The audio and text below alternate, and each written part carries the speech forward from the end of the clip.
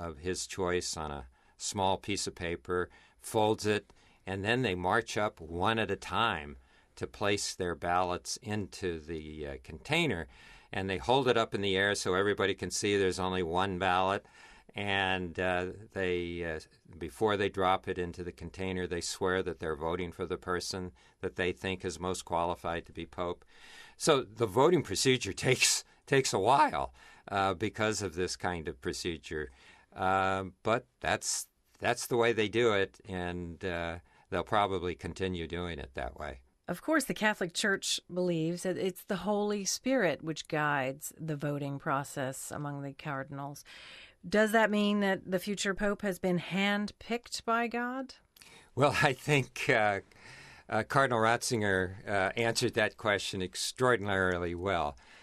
Certainly the Holy Spirit is trying to influence the election, and through prayer, through discernment, the cardinals are trying to hear the voice of the Holy Spirit and inspiring them to pick whoever is best.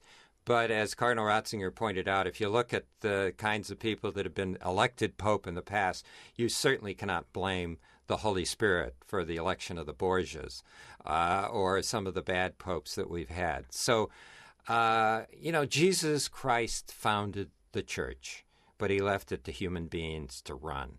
And among those human beings who have been involved in the running of the church, there have been saints, there have been sinners, there have been very smart people and very dumb people.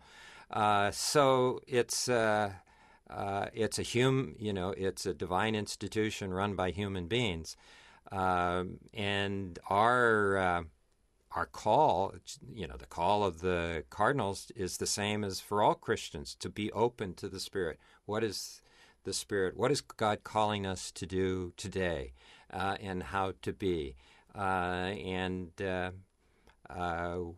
why all of the church should be praying for the cardinals as they meet, that they might truly be open to the Spirit in choosing our next Pope. There's a saying here in the Vatican that you go into the conclave a Pope, you come out a cardinal. Does that mean that there might be a number of cardinals who are going to be disappointed?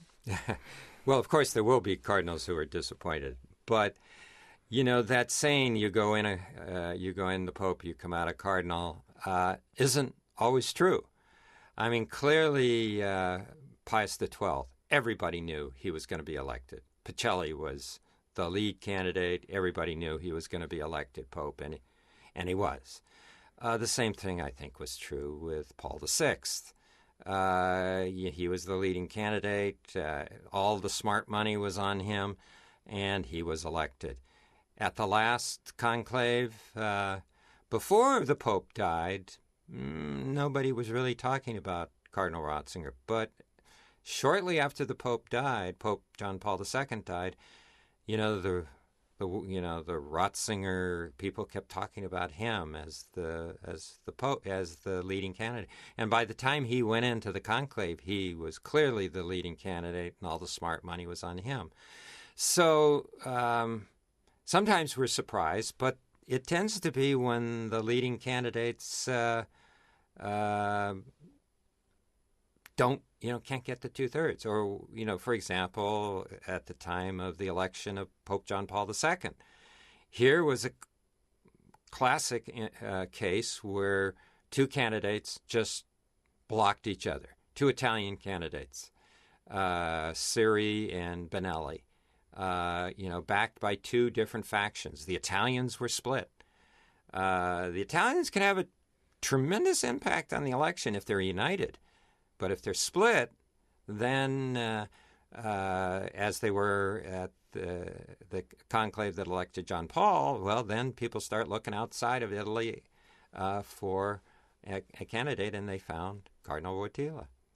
And so that's when we get surprised. It's when the leading candidates are kind of kill each other off and are incapable of getting the 2/3 vote. There we are. We're hearing some archive reports we have on how things work in the past and looking at a bit of the history of conclaves and all. We're back with you, of course, here live in St. Peter's Square, and we're looking at that chimney. Nothing yet right now, but we're going to go into the square to talk to our own Joseph Tulloch there, who's going to tell us a bit about the atmosphere with those in the square. Okay, we're probably going to go to him shortly. All right, we're not going to go to him right away. There are a lot of people in the square there, and one of the challenges is connecting with people in the square live because of all the people crowded there and the cell saturation that there can be of talking with people and talking to them live in the square. Okay, but he's our colleague Joseph there. He has sent us some comments of people there in the square, and we're going to hear some of what they have to say. He's collected some of that for us. All right, let's go to it. We're here in St. Peter's Square waiting for the next smoke that's going to emerge. Tell me a bit about what it's been like waiting here, what the atmosphere is like. There's definitely, you can tell there's a need in the Catholic Church. There's like an empty spot there for the Catholic Church in these weeks since Pope Francis passed away. And the emotion is building as we wait for the new Pope. And I remember this sensation as well from the last time I was here in 2013 when I was down here in the plaza also waiting for the next Pope. Amazing that you've been here both these times. What are the main differences that you see, or is it really quite a similar feeling? It's a similar feeling. I think the coverage has been different because of social media and everything. There's been a lot more attention and coverage given to the Vatican, given to the Catholic Church in these days. It's also a great opportunity to evangelize, teach others about what the church is and about what the conclave looks for, that it's not another political campaign, that doesn't work like the election of a prime minister or a president, but that there's our Lord is part of that election, right? And I think that's really important.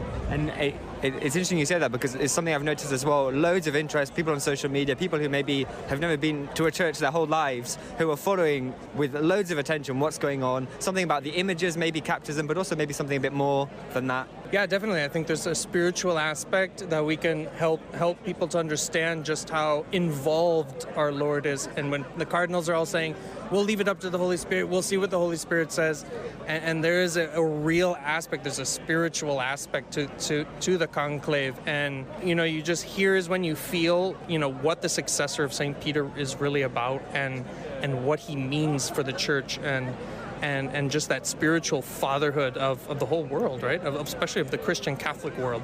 You said earlier that there's kind of a feeling almost that there's something missing now that we don't have the Pope. I know you've been based in Rome for a few years. I assume you met the Pope on some occasions, or at least got to shake his hand. I don't know if you have a quick reflection on Pope Francis and his legacy. Yeah, Pope Francis, his humanity was really touched us. I remember standing here in the plaza on a Wednesday audience with my grandmother, who was 86 years old. She's Christian Protestant.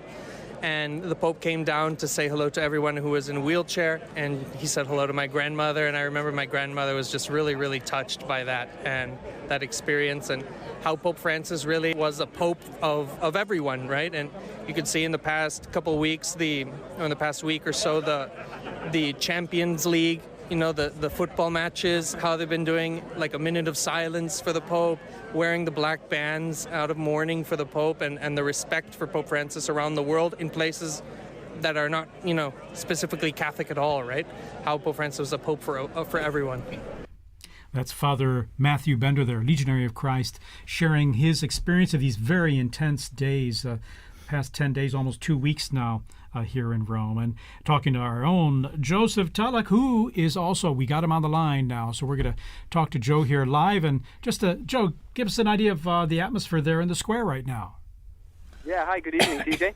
So I'm in the square. It's filling up. I think it's busier already than this morning, because, of course, one of the things you can forget is that while everyone in Rome is following the conclave, lots of people are working. And so in the morning, not everybody can come. The square is already really full. Loads of flags. I can see French flags, a flag from the UK, what looks like a Maltese flag.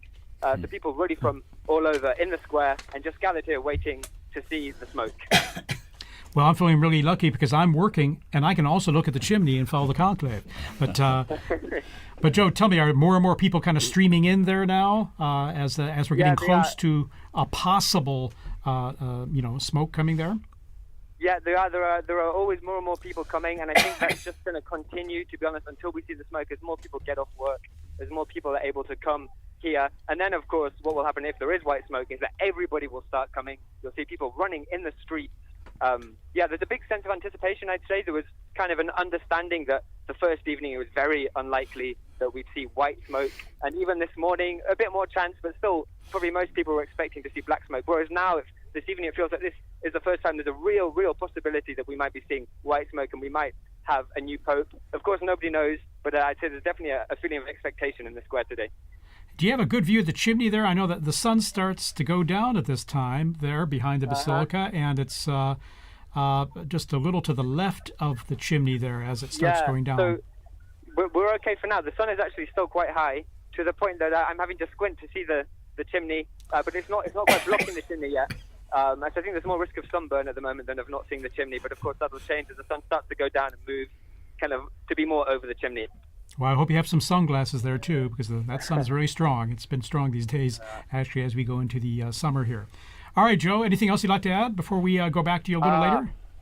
Yeah, I mean, just to say, I've been talking to lots of people. You heard one of the conversations I had there with Father Matthew Bender, and one of the things that struck me about what he said was this idea that kind of feeling a sense of loss almost, or that there's something missing, right? This period of sede vacante when we don't have a pope. And that's something that's come up in a few conversations I've had with people, this idea that there's a void that somehow needs to be filled, and that partly explains maybe why so many people are here and waiting to see if we'll have a new pope.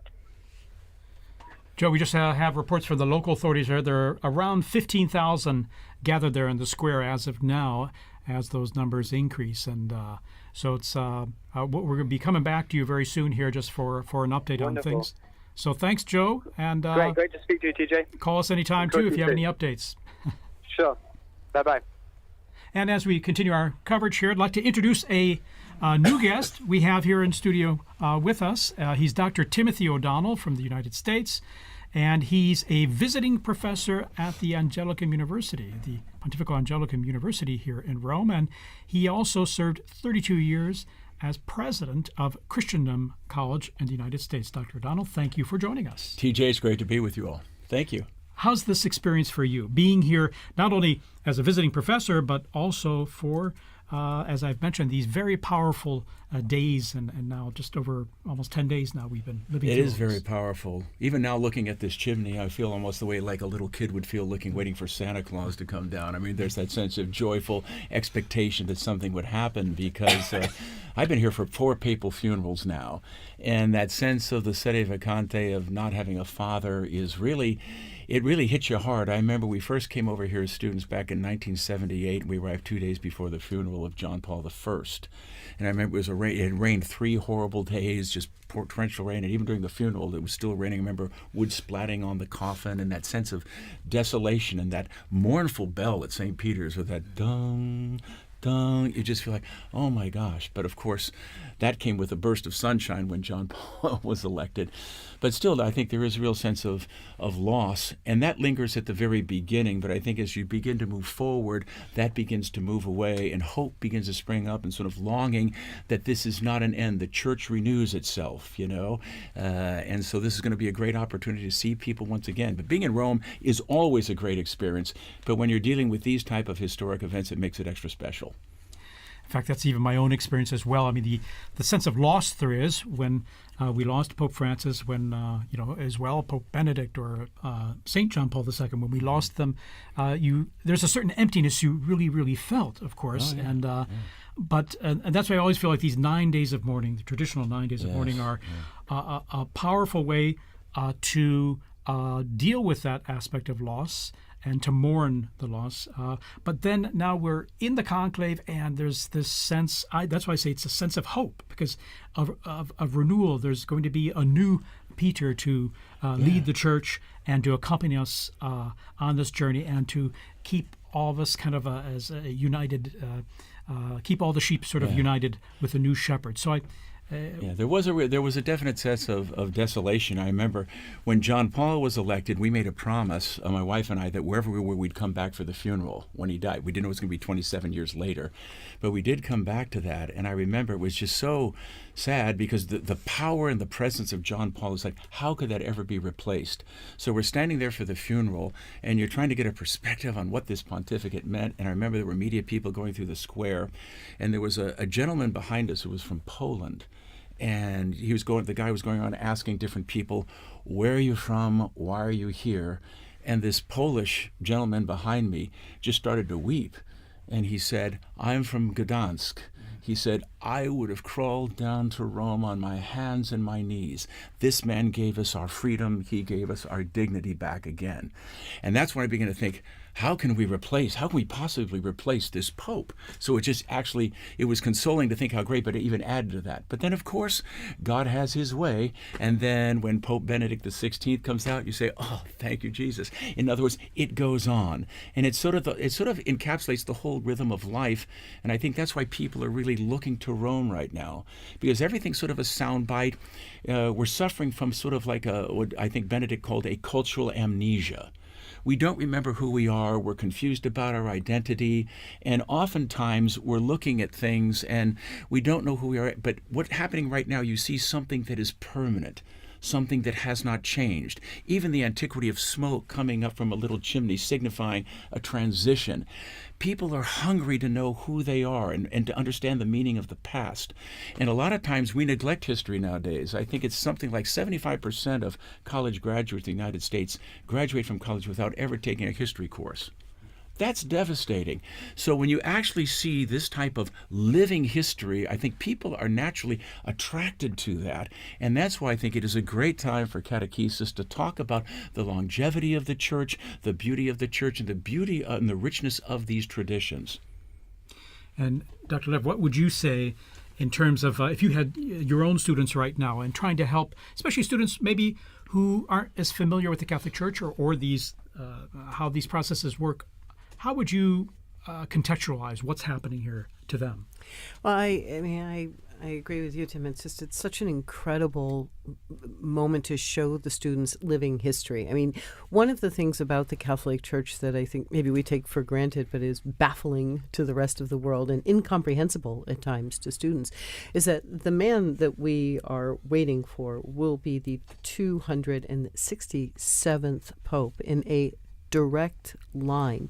Where do you find stability? Where do you find a groundedness, a rootedness that continues over the course of centuries through political situations, geopolitical transformations, natural disasters, you name it, and yet we are still here waiting for that next successor. And that, since I'm an art historian, for what that builds into is when you look at a building like St. Peter's that starts with the hole of the ground where they buried St. Peter, you are looking at something that shows a series of monuments, one placed on top of the other in a direct line, all the way up to the top of Michelangelo's dome. And so the beauty stems from that continuity. It's this incredible story, this incredible lineage of the popes. It forms almost like the invisible scaffolding around which all of this beauty can be arranged.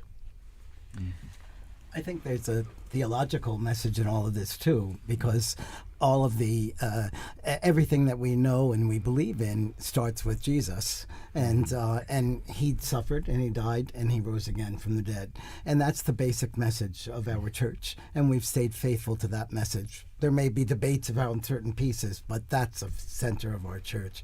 And I was thinking a great deal about how prophetic it was that Pope Francis chose hope, Pilgrims of Hope, as the theme of this Jubilee. And shortly before he went to the hospital on February 11th, he released the World Day of the Message for the Sick, the Day of the Sick. And the themes he touched in that are the very things that Doctor was talking about, and you're talking about, Doctor, as well, that suffering is part of our humanity. Christ overcame sin and death for us, but also that through suffering, so many times we find much more meaning and we find true love, the kind of love that Jesus has for us, we can give to each other as well. And I think those were themes that he must have been thinking about, because he already was not well when he released that message. Well, that final moment, we were there on Easter Sunday, when after he spoke with great difficulty, but then they put up on the monitor, he's coming down, and the excitement of everybody, he's actually going to come down. Couldn't believe it. And I had a son and daughter here with their little baby, and the thought, it's going to be blessed by the Pope. But then he goes around and just not only just in the square, but then he goes out again to the peripheries, reaching out to everybody, and still in that condition. You can see he was in pain, he was suffering, and he's still taking babies in his arms and things. So what a powerful message and a beautiful message. And I think in some way that encapsulated the beauty of that pontificate, the sense of suffering and trying to give of himself, reaching out to the peripheries and the margins so that everyone could have a bit of him. And it's almost like, I can't really be Pope if I can't be there for that Urbi et Orbi and be present with the people in the square. So even there, just pouring himself out in libation in a very beautiful way, very symbolic way, I thought. He gave us a bit of him, but he also always focused it on Christ. Oh, absolutely. So he brought us back to Christ, and that was the end of this message for the world. That suffer the little children to come to me, and they were still coming to him, Yes. which was a beautiful thing to see. I would imagine, too, in this day and age, too, where unfortunately marked by so much polarization and so much vitriol, whether it's in social media, whether in the dialogues we have today, they are so divisive, unfortunately, and receive the most attention, not the times when things are working and all. But would you say that this, what we're seeing here and what we were talking about just now, the world or many people would look to in some ways, because here we're talking about a message of hope, fundamentally, not of belief, but of hope, but also of being good to one another, of fraternity, as Pope Francis spoke about all the time. Do you think that this is drawing more attention because of our fractured world today? I would say definitely that's the case. I mean, the Second Vatican Council said very clearly, when the Creator vanishes, we lose sight of the Creator, the creature vanishes. And that's what's happening right now. I mean, we're all brothers and sisters if God is recognized as our Father. But in so many instances, we're sort of pushing God out of the picture. There's sort of practical atheism that's dominating culture right now. And it shouldn't surprise us then. There's acts of violence. You have the terrible reality of abortion that we're seeing in our world, and all of these things are stemming from the fact that we no longer recognize that we are the product of a loving Creator who has endowed us with intellect, will. We're made in His image and likeness. And that has to be the foundation ultimately for any type of long-lasting peace, etc. And I think the Church, all of us who are Christians, have a serious obligation to try to communicate the dignity of the human person. And you realize the impact that Christianity has had down through the centuries. I mean, everyone loves the Colosseum, but you think what was going on in the Colosseum, talk about there has to be a certain horror when a Christian looks at that. The affront on human dignity. We'd be entertained not only by martyrs, but by men killing and mutilating one another. But Christianity, through Telemachus and others, finally put a stop to that. And the hospitals, the orphanages, all these great things where we show care and concern for those who are suffering, those who are less fortunate, these are all the fruit of a Catholic civilization and a Catholic way of looking at things. And to the extent that that has weakened or we've lost that sense, I think we're seeing many of these problems begin to emerge once again in spades. I think we have an incredible opportunity. I've been thinking about this over the past few days, actually, over the past 10 days. There's so much coverage about division, about politicking, about factions. I mean, the way that this conclave has been presented to the world, it seems like another streaming series. And I think many of the people who are wandering their way into the square are sort of feeling like they get to stand on the outskirts of a Hollywood movie or some sort of tawdry TV show. I think we really have an incredible opportunity to practice what we preach, in that when that new Holy Father comes out, this is the moment that we show unity, that this is really who we are. The Sistine Chapel actually is designed to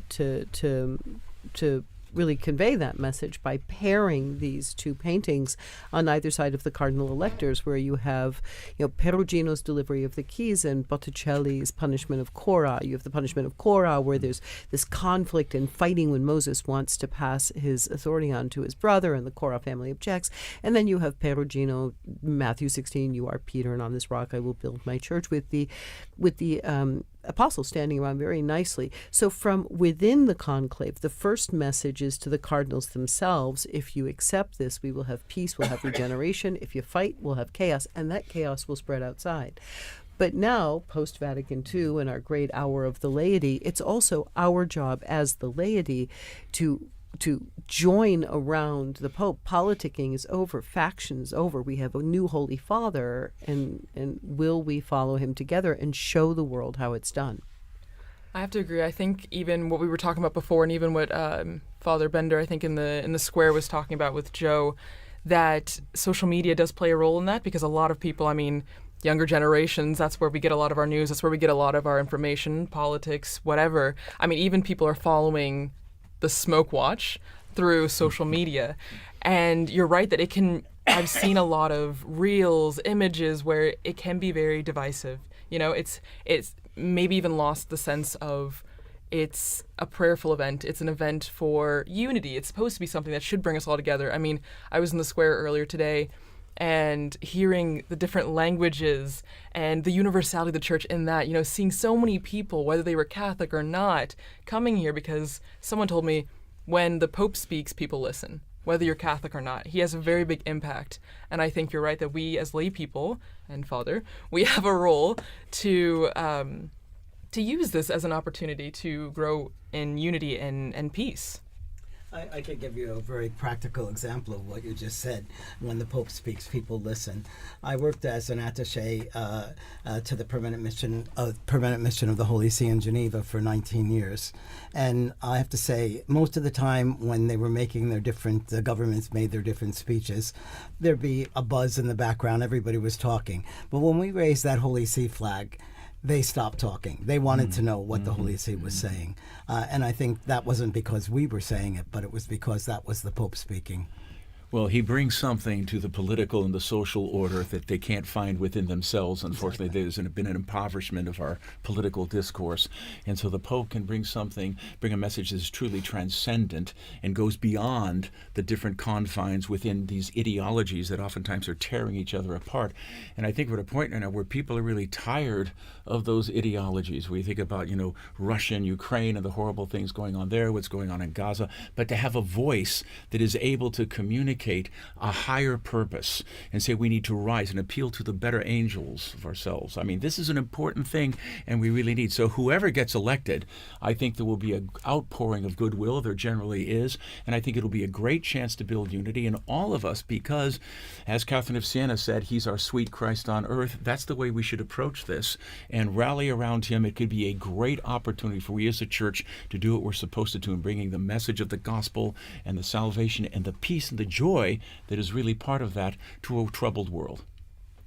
Monsignor Vitillo, any experiences you want to share? You've worked in many international forums at the UN and all, and on behalf of the Holy See there in Geneva as well, in terms of how the papacy and how the words of the Pope are received and taken seriously, whether by believers or non-believers or people of other cultures.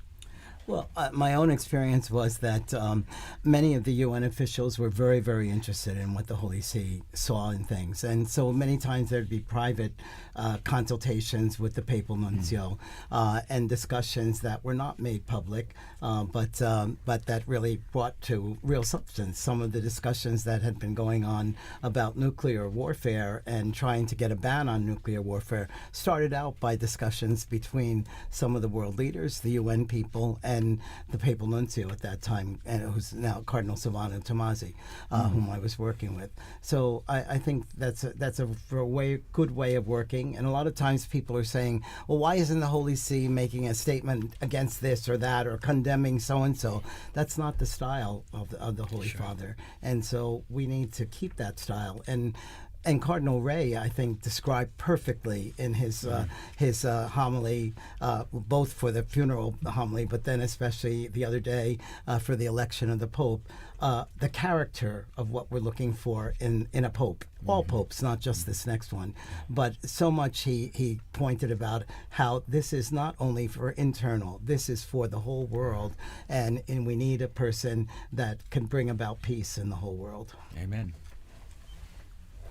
I would even say this is a good opportunity then to really talk about how diverse the College of Cardinals and, I mean, the cardinal electors that are in the Sistine Chapel right now as we're waiting for the smoke. I mean, I saw the numbers that I think there's at least 15 countries that have cardinals participating in a conclave for the first time ever, which is such a beautiful thing. I mean, as we're saying, talking about unity and peace and reaching out to people, I mean, that's a legacy or an example of the universality of the church. And I don't know if you guys want to touch on that, but that's just something super unique about this conclave.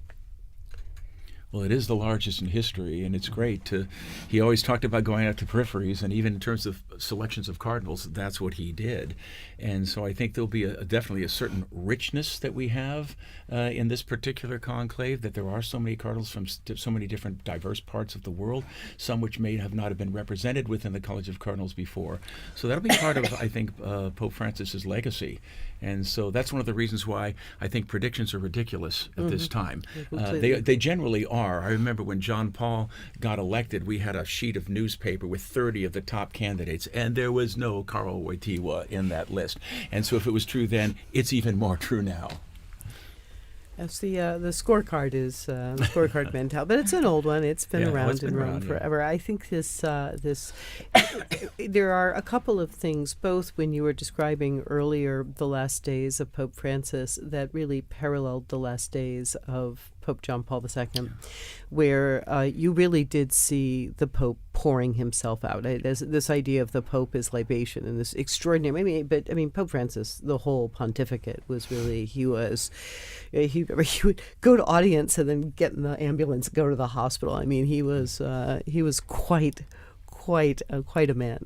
But that those last days where everybody could see the Pope giving himself completely to his people, to his flock.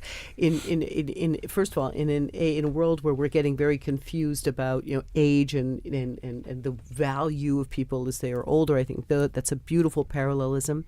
The visibility of suffering, that instead of hiding them away, became something for people to really feel and experience. And I think also there's a continuity in this growth of the College of the Cardinals. I mean, we have been watching the representation of the College of the Cardinals, the growth of the Universal Church throughout the 20th century get larger and larger and larger. Now we've hit this really exciting new point where we have we've hit 15 new countries represented. We have voices coming from all over. But again, the plan was always that. And it really shouldn't be surprising. Forgive me if I bring everything back to art, but it's the only thing I know. But it shouldn't be surprising because, I stand in that Sistine Chapel shoulder to shoulder with people from all over the world. And they stand in that space where you have the invisible beginnings up on the ceiling. You have the invisible endings in front of you. It's always been meant to be that. Even in the painting of the Sibyls, you have Africa, Asia, Europe. The church has always been reaching out. And thanks to the new technology, thanks to transport, thanks to geopolitical transformations, this church is more effectively able to leaven in the furthest peripheries of the world. In fact, it really struck me seeing the cardinals one by one taking their oath there in the Sistine Chapel, and just the diversity of their backgrounds and cultures that just was really striking. And what struck me too, just watching them one by one, in some ways they look like ordinary people in beautiful vestments and all, but one of them will be wearing white, most likely following this vote. And it's amazing how they can kind of take on, or the office takes a hold of them in a sense, or that they become, I don't want to say new people, but there's almost the ministry and the role they've accepted and are taking on becomes part of who they are, and it's almost like they take on a new and living personality, isn't it? Historically, that's true. There have been a number of elections where they picked men that they thought would be transitional for a short time, and then they get in there. Of course, the whole church is praying for them at every Mass, so you have tons of prayer coming in, but they are energized by that. And some of the most dynamic popes that we had, they thought were going to be very short. I mean, Pius V was supposed to be a very short reign. Even someone like John the 23rd, who shocked everyone, I'm going to call an ecumenical council, and all of a sudden announce that on St. Paul, and everyone's, what? What are you doing? You're supposed to be transitional. But here he goes, and he just goes through it. Now, he didn't see it to the end, but Paul VI came on. But no, this is common. But even like back in Acts of the Apostles, that when Peter was in prison, the whole church was praying for Peter. And we continue to do that. And I think there were a lot of graces flow into the person of the Holy Father. I mean, what an incredible office, what a burden to bear. You think that every morning you wake up and you're responsible for the Catholic Church throughout the entire world, all the dioceses, all the different things that are going on. That's why it's really crucial. Whoever gets elected, we immediately need to be praying fervently for him, for his strength, for his insight, for his courage, and that he will have a successful pontificate in the full spiritual sense of what we mean by success. I really do think, though, he does leave himself behind. I mean, it's exactly what you said. He will not be the same man who goes into the room of tears when he comes out. He will have a new name. Everything gets left behind in that little room. His habits, his friends, his usual bedtime. It all goes away as the new man with a new name comes out. And he comes out. What do we see him wearing? We see him in that white cassock. I mean, he is literally, it's like the baptismal new returned, and then that red stole. That it's just this heavy red stole. I always see people looking at it like, oh, well, if you sold that thing, you could probably blah blah blah blah blah. But I mean, look at it. It's not an accident. They got plenty of light polyester stoles. You've got this brocade blood red. This is the burden. This is what he has to carry. So we see him walk out there, not pizza ball or tagle or whatever the name of people that are throwing. He's not that person anymore. He's someone new. And in that transformation, I think that's also, while terrifying for him, it's also liberating, because it just allows him to be the servant of God. Let's remember that that Jesus prepared Peter for that, and also all the apostles, the bishops, by teaching them service at that Last Supper and showing them service by washing their feet.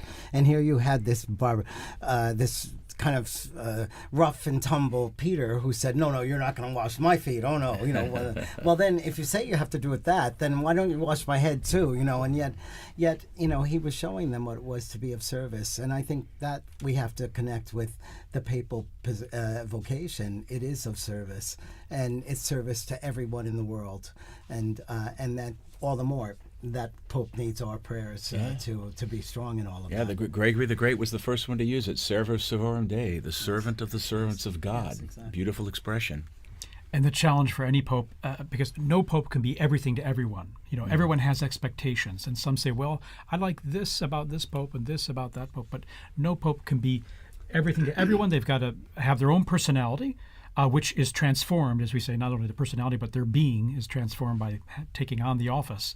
But at the same time, we have to look forward to what their own strengths are, and then also be conscious of the incredibly complex, delicate role of being Pope and holding this church together, which is so diverse and so global. Well, and I think actually, Dr. Liz, you brought up a couple times, right, that art. It all comes back to art, and I think it's really true, because even just you guys talking about the moment when the newly elected Pope goes to the Room of Tears and then eventually comes out to that loggia, the balcony, right, and in St. Peter's Basilica, and right under that, if I'm not wrong, there's a relief that shows Jesus giving the keys to Peter, which then symbolizes, the entire thing. He starts his pontificate with that right under him, remembering that is his call. And those keys are pretty big. Yeah. They're pretty heavy. Yeah. And those keys were to forgive sins. Exactly. And also there was also a mosaic underneath, which is Jesus saying to Peter, "Feed my sheep and lambs." And that reminds me of, again, new technology, which gives us views of things that we didn't have before. When Pope Francis came out on the balcony, there was a shot that came from behind his head. So we saw what he saw. And you looked out into this sea of faces of people just looking up. And despite the fact that we joke about all the screens there, I remember that day, just all of those people with this expression of, who are you the one? Can you help me? I mean, just this, feed me, literally. And so I think that's, yes, I think it's a very important part of the art, telling the story of, or underscoring the role of the Pope. One of the beautiful things about Pope Francis that night also was, I remember he reached out to everyone and said, "Would you please pray for me?" And then there was a really about maybe 15, 20 seconds of silence, and everyone in the square, everyone had their head down, and they were praying for him. And so that sense of receptivity was not only was there to impart, but as a brother in Christ, he was receiving as well, which is always a sign of humility, the willingness to receive. That was a beautiful, precious moment at the beginning of that pontificate as well. In fact, the weight of the office itself must be frightening. And so when we speak of the Room of Tears, where the new Pope, who's accepted the election and to take on that role, has time to pray and to let it soak in, it's got to be, I imagine, the weight, the burden of it, even if sustained by grace, and it must be immense and massive, especially as they peer out on the central balcony of St. Peter's Basilica there and seeing the crowds and seeing what all this entails. I remember the day after Benedict was elected, he met with a group of Germans who had traveled there, and he referred to the whole conclave experience. He said, "As the guillotine continued to descend," and I just think, oh my gosh, this poor man. I mean, that's why your heart, it has to, whoever it is, your heart has to go out, because life is going to be very, very difficult, very, very difficult change. Like you said, there's going to come a time when you will be bound and you will be led where you would not go. And not everyone has been gung-ho wanting to be elected Pope. There have been reluctant ones. I think Benedict XVI tried 3 times to step down and retire from the Holy Office, his work there. But John Paul said, Jesus didn't get off the cross. I'm not retiring, and you're not either. But he soldiered through. Also was very reluctant. He said he would refuse at the beginning of the conclave, and when the guillotine began to come down, began to descend, they saw him going, nope, and apparently he had to have a talking to. But I think they're also very aware that they cannot solve all of the problems either for the church or for the world. Sure. And Pope John the 23rd talked about how after he tried and tried, he'd finally, in the evening, would say, "God, it's your church. I'm leaving this to you now, and I'm going to sleep." So I think that's the kind of thing that they have to learn and practice as well. Absolutely. Okay, we're going to take just a brief break here with a little music. We're still under a smoke watch. Okay, there's not a smoke warning yet, but there could be very soon. Who knows? So we'll be back with you in just a minute or two here to continue our coverage. And by the way, now 20,000 are gathered there in St. Peter's Square, and the numbers are increasing.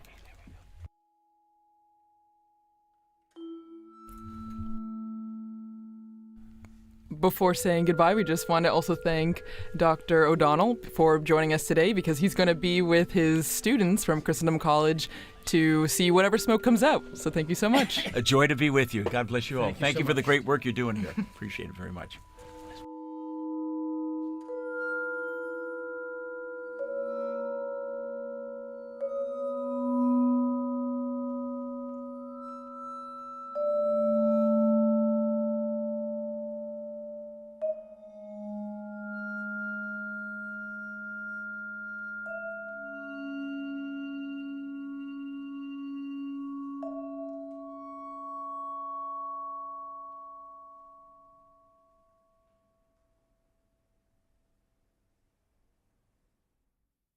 Deus meus, Deus meus, ut quid de reliquisti me?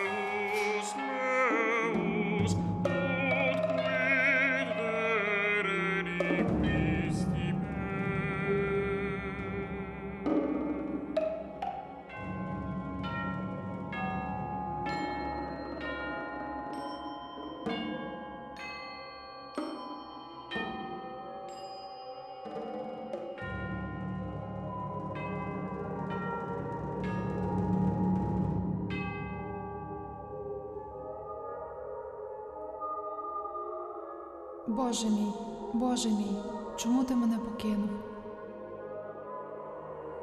Boże mój, czemuś mnie opuścił?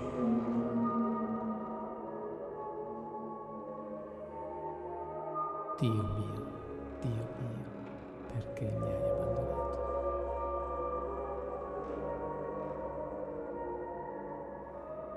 Mans Dios, per quals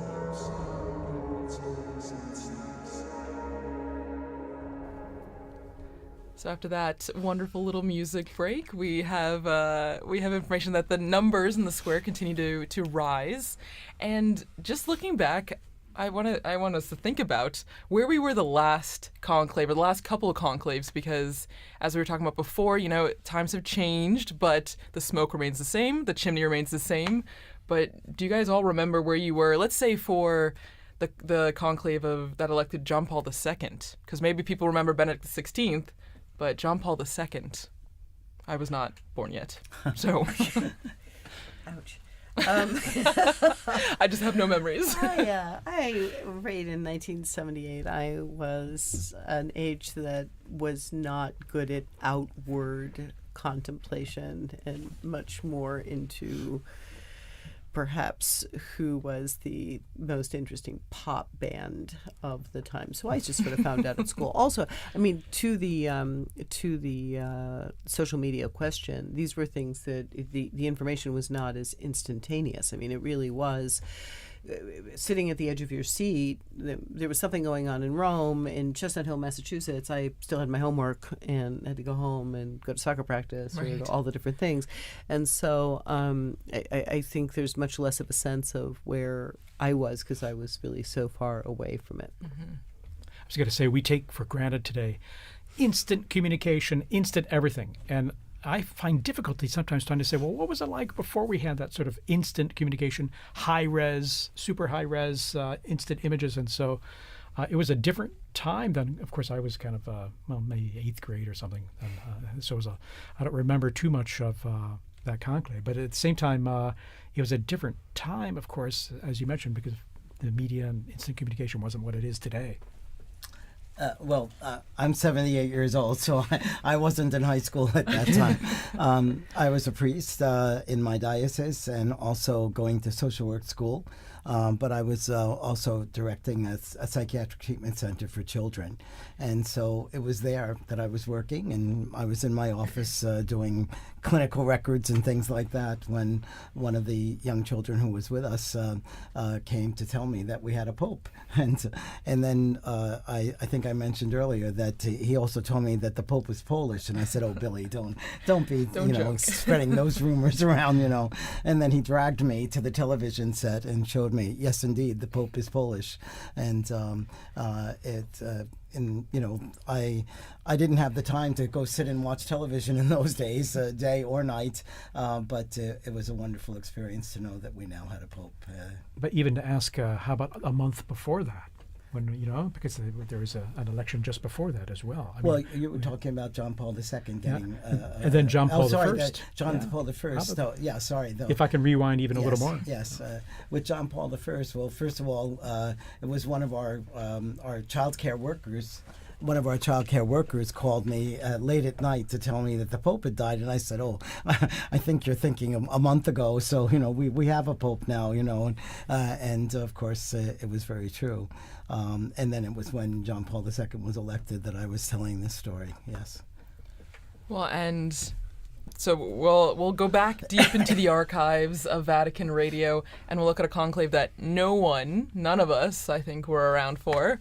But before we do that, we want to say a special thank you to Dr. Liz Lev for being here and sharing such amazing insight into art history, and how that plays a role in the conclave even today. Well, it's been really great to be here. I mean, in a certain sense, you guys are the nerve center of it all. So it's an honor, actually, to be able to sit here and, of course, to really have the possibility to talk in a way that it's much harder. We do our best out there I think there's a whole squad of us out there trying to do our best in the secular media, but to really be able to talk about what it means to be the servant of God, what it means for Peter to have died here, what it means for these cardinals. I mean, it's so nice to be able to really talk about the true weight and importance of prayer and how we must pray for the Pope. So thank you for really, it's like a cleanse to come here. I'm ready to go back out and face questions about whether or not this conclave is like the movie. Yeah. Oh, yeah. The hot topic of the day.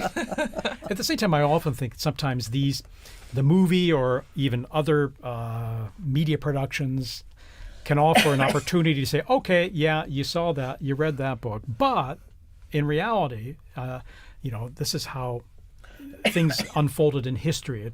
So sometimes I'd like to look at it as like, okay, we can use it as an opportunity to say, well, it's not exactly that way, but at the same time, some elements are true, some are not, but this is how it works. It's and it's created certainly helped generate interest, I would say, and so I guess we have to.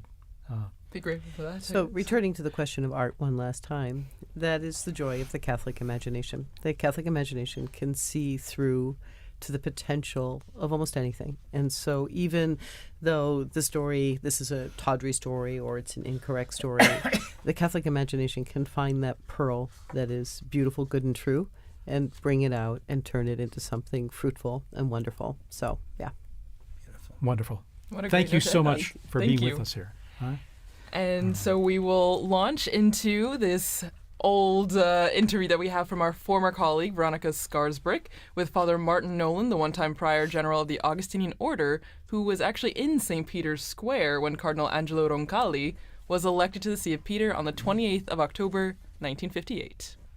You're listening to Vatican Radio. I'm Veronica Skarsbrick. And I'm about to bring you an archive interview with Father Martin Nolan, one-time Prior General of the Augustinian Order, who was in St. Peter's Square when Cardinal Angelo Roncalli was elected to the See of Peter on the 28th of October, 1958. But why don't you listen to his memories of that day?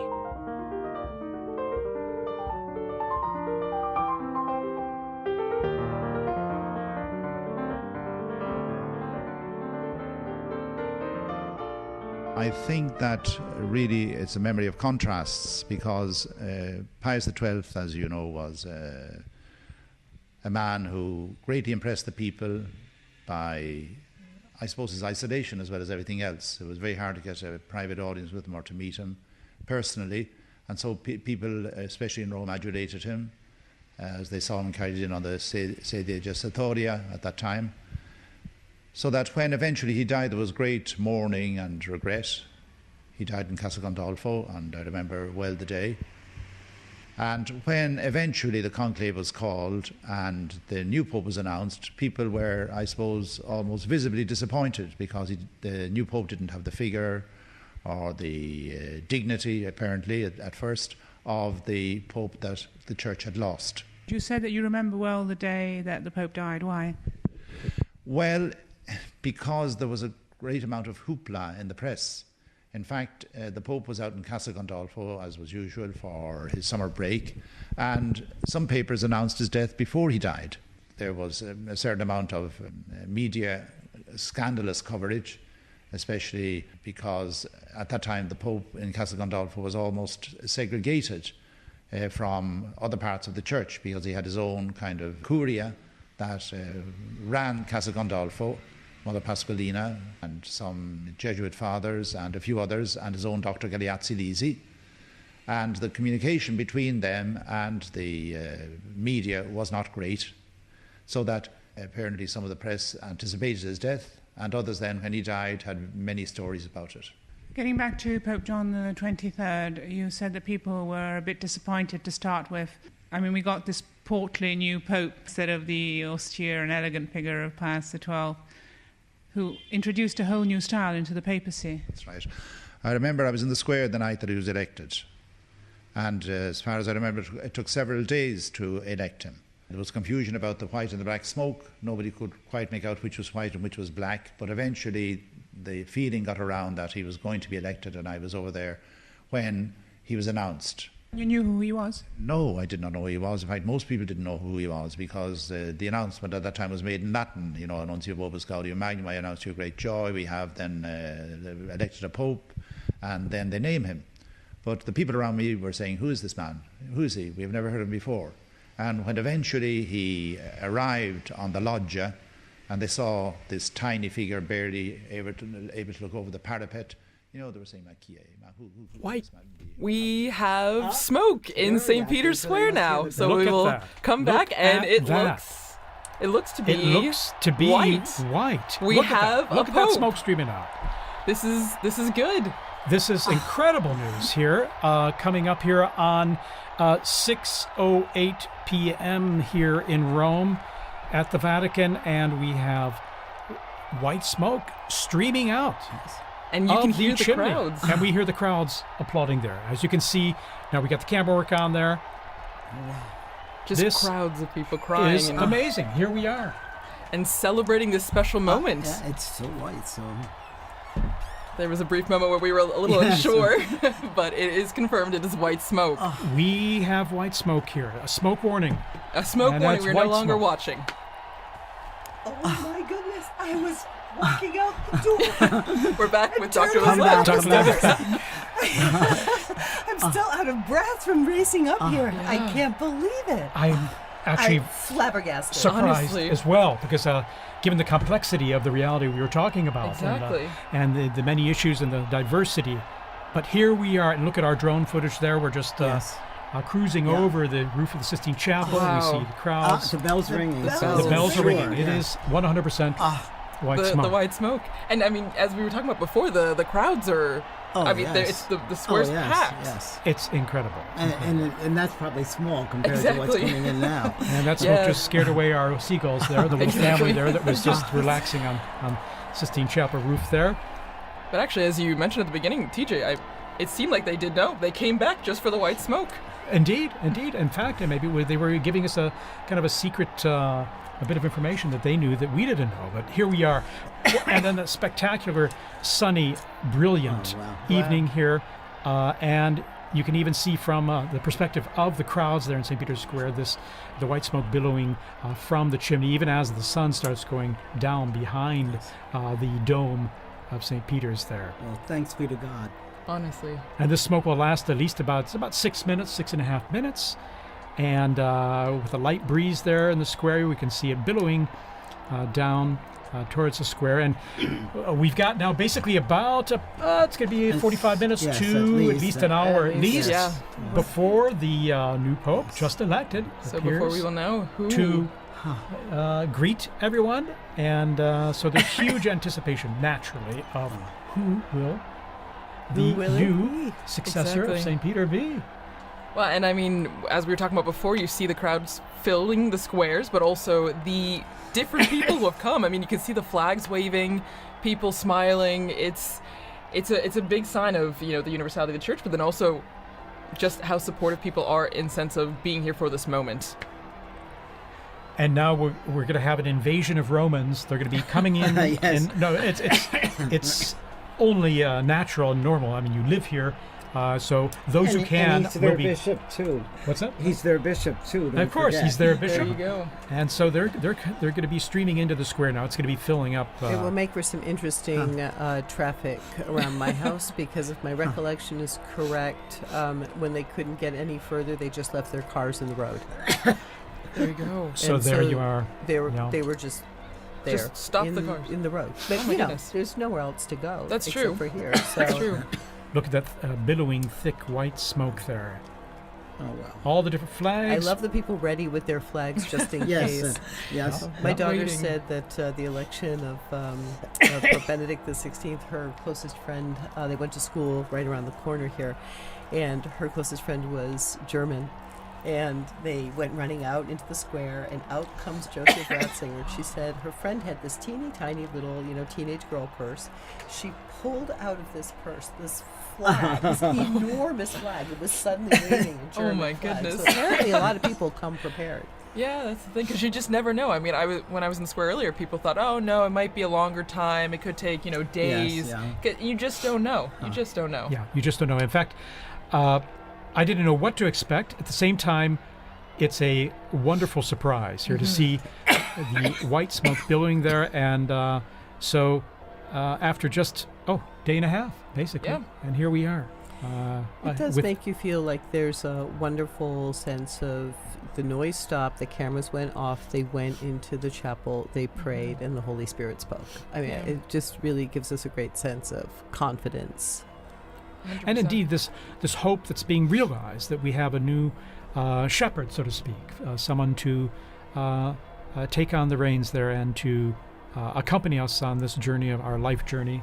And it will be fascinating to see. As I say, you see the central lodge of St. Peter's Basilica. You see that's where the new pope will be appearing, as he traditionally does, to be announced that Habemus Papam, that we have a pope. And then the big surprise will be as he proceeds towards the central loggia, and we see who that cardinal is, now dressed in white.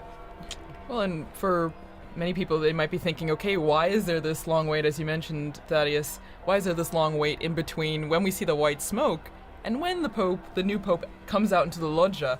And it's because there's a process that's going on right now. There is a very long process, which will be the oath of allegiance of the cardinals, of which there are 132 now. And we saw how long it took for the oath to be for the oath of for the conclave. I'm imagining it will take about that length for the oath of allegiance. Well, and also, Liz, you had mentioned before, way before in our discussion, the Room of Tears, which has become very essential right now. After so right now the new pope would have gone. Or is it after? I would think that the ballots are burned after. I think he's already, and I think that's one of the reasons why this is kind of a funny Later, hour. yeah. Right. As it got to be past 5, I was thinking, well, I guess now we have to wait until 7. But I think this must have been the time that he spent in that Room of Tears, thinking about or preparing himself for what is. Look at that square, and that square is it's a microcosm of the millions, if not billions, who are watching all of them fixed to see some of them already Christians, Catholics, but other people who are really searching. And there is so much searching going on in the world. I don't know how many of the people that I've been working with in the secular media circles who talk about, well, I used to be Catholic, or I went to Catholic school, or I was an altar boy, or I was this. But they somehow feel this moment as still their own. It's a funny thing about those sacraments, right, Father? It's like hard to get rid of those. And so he's also the father to those people and to all the others who don't even know that they're orphaned yet. So all the people we pray for on Good Fridays. Exactly. Yes. And there's also a real life need going on in the Room of Tears as well, because probably the tailors are very busy adjusting one of those cassocks to be able, for the new Pope to be able to wear out until the loggia. Oh, and don't forget the barber. They keep a barber back there just in case he needs like a shave and a trim or something, because like some of them show up scruffy for the conclave. They're not expecting it, so apparently they've got a barber back there. Also sworn to secrecy. But these are incredible moments, aren't they? You know. Wow. And what a surprise! We were sending out that report on looking at history, and here we are, the smoke billowing out, and here we are waiting now to see who the new pope will be. Well, and as you mentioned, TJ Thaddeus, this is we had just heard in that archived interview. I remember where I was when Roncalli was elected. Yes. And now we will all remember where we were at that moment when this new pope was elected. I mean, we would have been here seeing these flags from South Korea, from Spain, from everywhere, from Serbia, from Croatia. It's amazing to see. Yes. I'm old enough that I actually saw Papa Roncalli here in Rome at a general audience. Yes. I came as a child and was brought to the audience, and there he was being carried in on the sedia gestatoria, and he really was the smiling, good Pope John. I mean, he was just so warm and loving. And friendly, yeah, sure. Well, and, as we're waiting for the moment when we will meet the new Pope for the first time, it's just a moment of reflection, I think, also of, as we were talking about before, the impact and what the significance means. And I mean, just thinking about, there will be one country, one group of people that are in the square thinking, that's someone from my country, or that's someone that I can, relate to, because it will be someone who is from potentially a country that's being represented right now with the flags waving. Indeed. And the process begins when the official announcement in Latin is made that we have a new pope, and he appears on the balcony, offers his own words.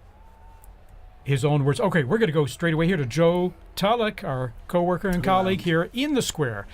Joe, tell us about what it's like down there in the square. You're there among the crowds. Yeah, it's crazy. It's a lot harder to hear you than it was last time when you called me. A lot more noise.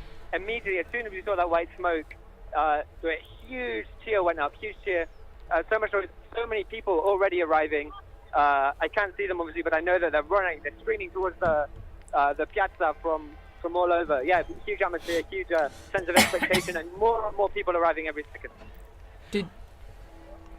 Was there a moment where you heard gasps? Was there a lot of surprise? Did you feel like people were shocked that the smoke happened right now?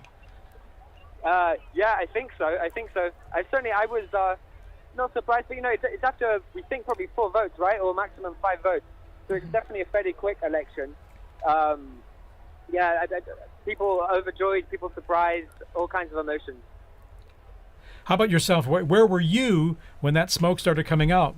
Because I think many people were assuming it would be a little later when the smoke would come, whether white or black.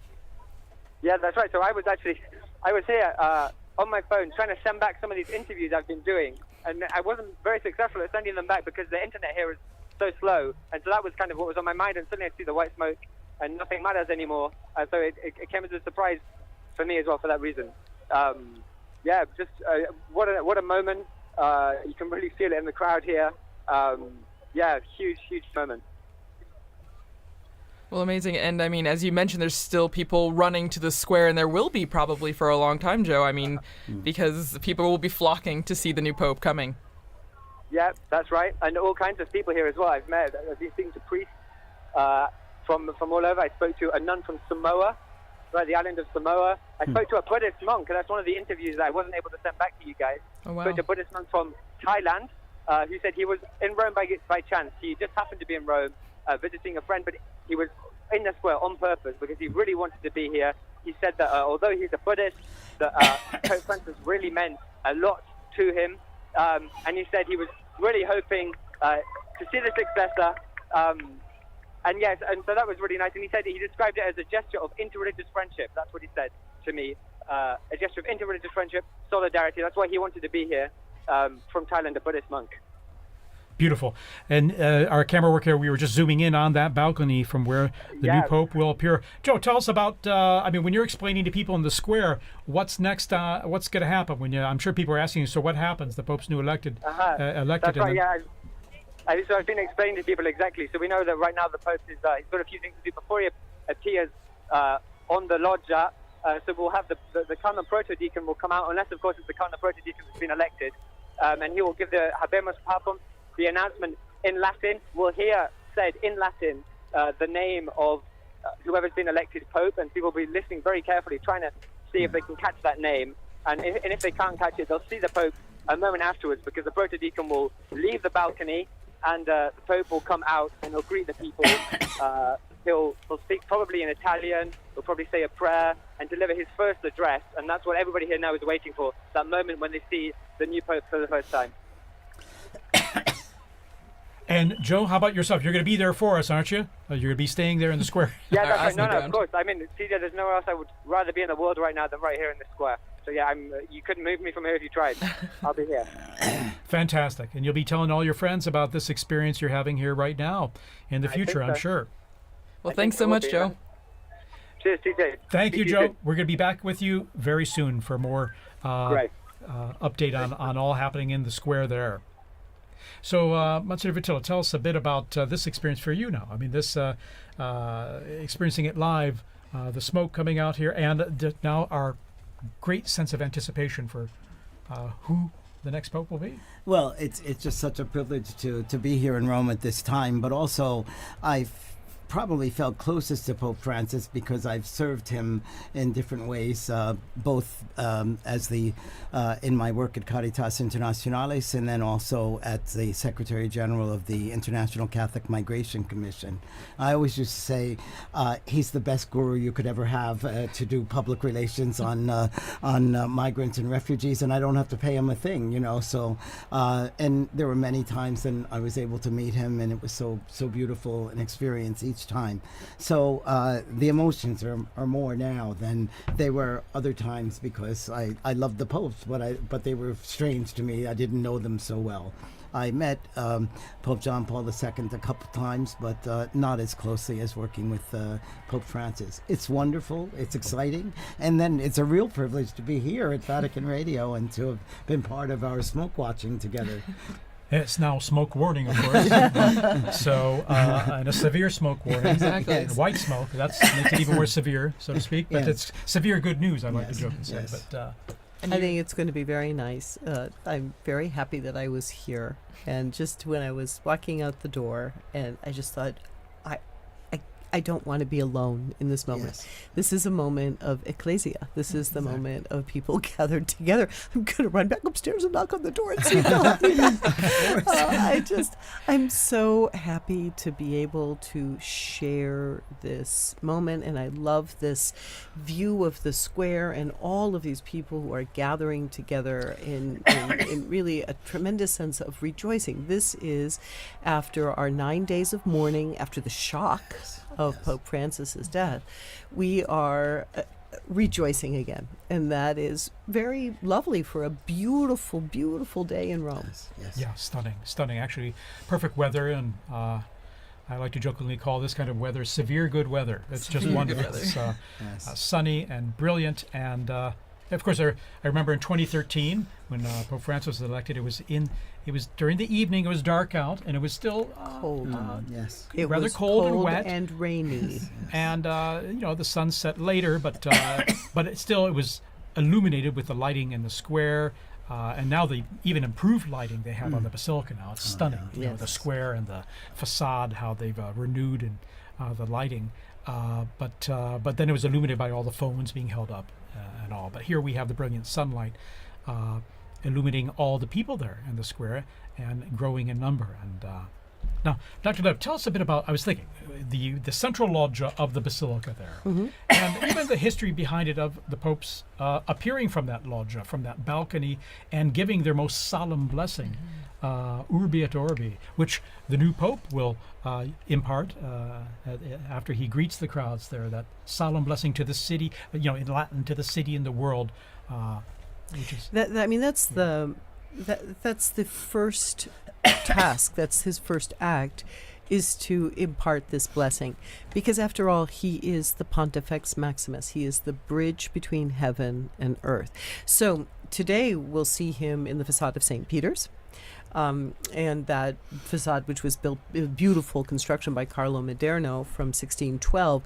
But even in some of the buildings in Rome, you might not recognize, actually have a loggia of benedictions. So there's a sort of strange side transept on St. John Lateran, because when the popes lived over there, that was where the pope would come out for the Orbi et Orbi blessing. Or even the church of San Marco in Piazza Venezia, where Pope Paul II lived, he also had a loggia of the benedictions placed into his house/church/ because the popes weren't officially living in the Vatican. And then even, what it means to have the Pope on that balcony. If we were in the early 20th century, the first conclaves of the 20th century, there was no Pope on the balcony, because during the so-called Roman question, after the unification of Italy in 1870, during those conclaves, while the newly formed Italian state and the ousted papal state confined within the walls of the Vatican, their tensions between the two of them meant that they would hold the conclave,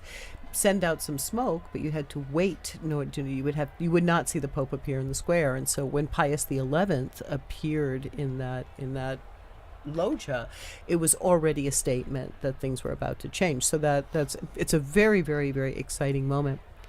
I remember, I think it was 2005, all the cardinals, when they first started to have lots and lots of cardinals, they were all trying to fit out on those openings of the balcony, and you were kind of looking at a couple of them like, that looks a little precarious. Yes. So let's hope they've worked out the placement, the placement out on the balconies this time. Absolutely. Here we're seeing a long shot there, and crowds coming down the main avenue, Via della Conciliazione. There are security checks, of course, which is one reason that the crowds may kind of trickle in more than be running into the square. Unfortunately, it's absolutely necessary nowadays. So, sure, you could see them coming from the security now. So there's a metal check and all, so we have to ensure the safety and security there in the square. So. Well, and as we're seeing all this jubilation and excitement, sadly, we have to say goodbye to Liz. I'm like those sports stars that keep quitting and then coming back. I mean, you'll probably see me back in like another 15 minutes. Yeah, you are welcome to come back. Or a bit like the seagull coming in and around the chimney. I really like the sports star comparison better, but I'll handle seagull. Okay. Thank you so much once again. I'm so happy we got to share this moment together. Thank you for being here with us. Well, and as Liz mentioned before, when we were talking about what is happening now, what takes so long, I mean, according to John Paul II, I believe his Apostolic Constitution, right, Universi Dominici Gregis, there's a process that's happening, and it starts with the rite of acceptance, which already happened, because that's when we know we get the white smoke, because the Pope, the man that was elected, had to say yes. And has to sign and have it certified. Exactly. So isn't that, it's beautiful, right? We always talk about free will in the Catholic Church. Yes. He could say no, but this means that whoever we will see on the loggia has agreed, has said yes to this. And as you can hear, the crowds are coming, and we see... the pontifical band there coming out, and the Swiss Guards, of course. There's always a traditional salute of the Vatican hymn or anthem to celebrate the occasion. It's part of the festivity of it, and we hear they're playing already and coming out there all in full uniform. Well, and it's special. It's special too because these last more than 2 weeks, we've had the Swiss Guards present for certain things, but now they have a pope once again that they are protecting. That is their role, that is their mission, right? To be where the pope is and to protect him. And so this is extra special because now we see them coming out again to the piazza because we will have a pope. Yes. You know, I live with 21 other priests in a residence, so all of us work in the Curia, and we've been sharing at breakfast how hard it is in the morning when we're celebrating Mass, and there's always a prayer in the canon of the Mass for the Pope. And, you know, we now have to skip over that, and it's like your tongue doesn't stop, you know. So now we can pray once again for the Pope as well. Exactly. Well, our predecessor popes can pray for us as well. Exactly. Intercede in ways. Yes, that I'm sure of. We open pray for sure. So again, the bands here will be coming in and playing the anthems, the hymns when the new pope appears, just like almost the Urbi et Orbi on an Easter or Christmas or solemn occasions. That's right. And so it's to be expected at this time, and we probably have another, it's at least a half hour before the earliest the new pope will appear from the central balcony. But also during this time too, there will be prayer too, and certainly the new pope will be praying, but also the cardinals will be praying with him too. And we will all be praying as well. Everyone in the square will be praying. Yes, exactly. Around the world. All of you watching and listening from home, we join in prayer as well for this moment. We do indeed. You can be sure even the new pope hears all this in the background because it's a lot of strong sound that's coming up there and then propagating up into the areas there in the buildings and just outside the loggia there as well. You can hear that. I know that from experience. You know, right? The sounds of the streets, the sounds of the square. Well, and it must be a sign of. I mean, they must feel encouraged hearing the cheers, the music, because this is a big moment for anyone. And then to come out into the loggia and see thousands upon thousands of people. I mean, if public speaking is not your thing, that would be very intimidating. And so to hear the support of the band and the people clapping and cheering must be extra special for that person. Absolutely, a huge encouragement as well. Apart from the weight of the office and accepting and realizing the challenge, the immense challenge that they'll be taking on and responsibility, but encouraged by what is the fanfare we're seeing and hearing in St. Peter's Square right now. And as I mentioned, the crowds are filtering in, going through their security check before that, but the square is slowly filling up there with people coming in last minute to be here. Of course, they're lucky they have a little time because we have about this almost 1 hour before the new pope will appear. And so we see in the blue there the gendarmes, the Vatican gendarmes and the band they have there, and then of course the Swiss Guard in uniform there in position. So, well, and just again behind the scenes, looking back behind all the process that's happening, I think is so interesting to think we're seeing the crowds waiting, cheering, trying to keep spirits up while they wait the hour or more until we know who the Pope is. And I think as we're talking about, prayer is also a central part of this aspect as well. I mean, before the Pope comes out, we see the first ceremony, the greeting, the Te Deum, where in the Sistine Chapel, after being dressed and saying yes, the Pope goes back to the Sistine Chapel and he takes a seat on a chair and a ceremony begins. And it's introduced with a greeting from the senior cardinal of the Order of Bishops, and then they read a passage from the Gospel, which, as we talked about with Liz and also Dr. O'Donnell, I mean, it grounds the mission of the Pope, the office of the Pope in the Gospel, in the message that Christ gave to Peter, feed my sheep, tend to my sheep. So I don't know, it's a really special moment, I think, when you look behind what's happening right now as we wait for the Pope. And speaking of the ground, please. Just in the unbroken line of passing the authority and the responsibility of the papacy from Peter all the way on. And now, going on the ground there in the square, we have Sister Nina Krankic, who's from Croatia and is with us there in the square, and she works here at Vatican News and is going to share us tell us more about her own experience there in the square. Sister Nina, can you hear us? All of our listeners, to all who are following us online now. Pretty amazing. I just arrived here at the St. Peter's with my colleagues. We just rushed out of the building and we just arrived here. It's so many people already gathered here. There's the orchestra playing, as you probably can hear and see. The atmosphere is so getting warmed up, and it's incredible. We're going to take our place somewhere here among the people, and we're going to wait for that special moment that is going to happen very soon. Sister Nina, you must have run out of the building there to get there in the square, because I mentioned the crowds coming in now there's got to be some bottleneck there, isn't there? Yes, we ran out of the building. All the colleagues started screaming, "Watch out, watch out!" There was the white smoke, so we just ran out and ran through the crowd, and we're going now. We're here in front of St. Peter's, actually, so we have a pretty good position, so we talk a little bit later. I can tell you more about what's going on, but you actually cannot arrive at the square now because there's so many people from all around all parts of the home gathering here. So it's really hard to even enter the square at this moment. There's so many journalists, everybody's doing directions and interviewing people all around. So pretty amazing to see. So it must feel like a big party almost, I imagine, in some ways, doesn't it? Now the Italians are coming in. The biggest party that I would ever add, that's for sure. That's for sure. And we can hear the bands there. We see the Italian Carabinieri band that's coming into the square as well. So I imagine it's adding to the festive atmosphere you're living there, isn't it?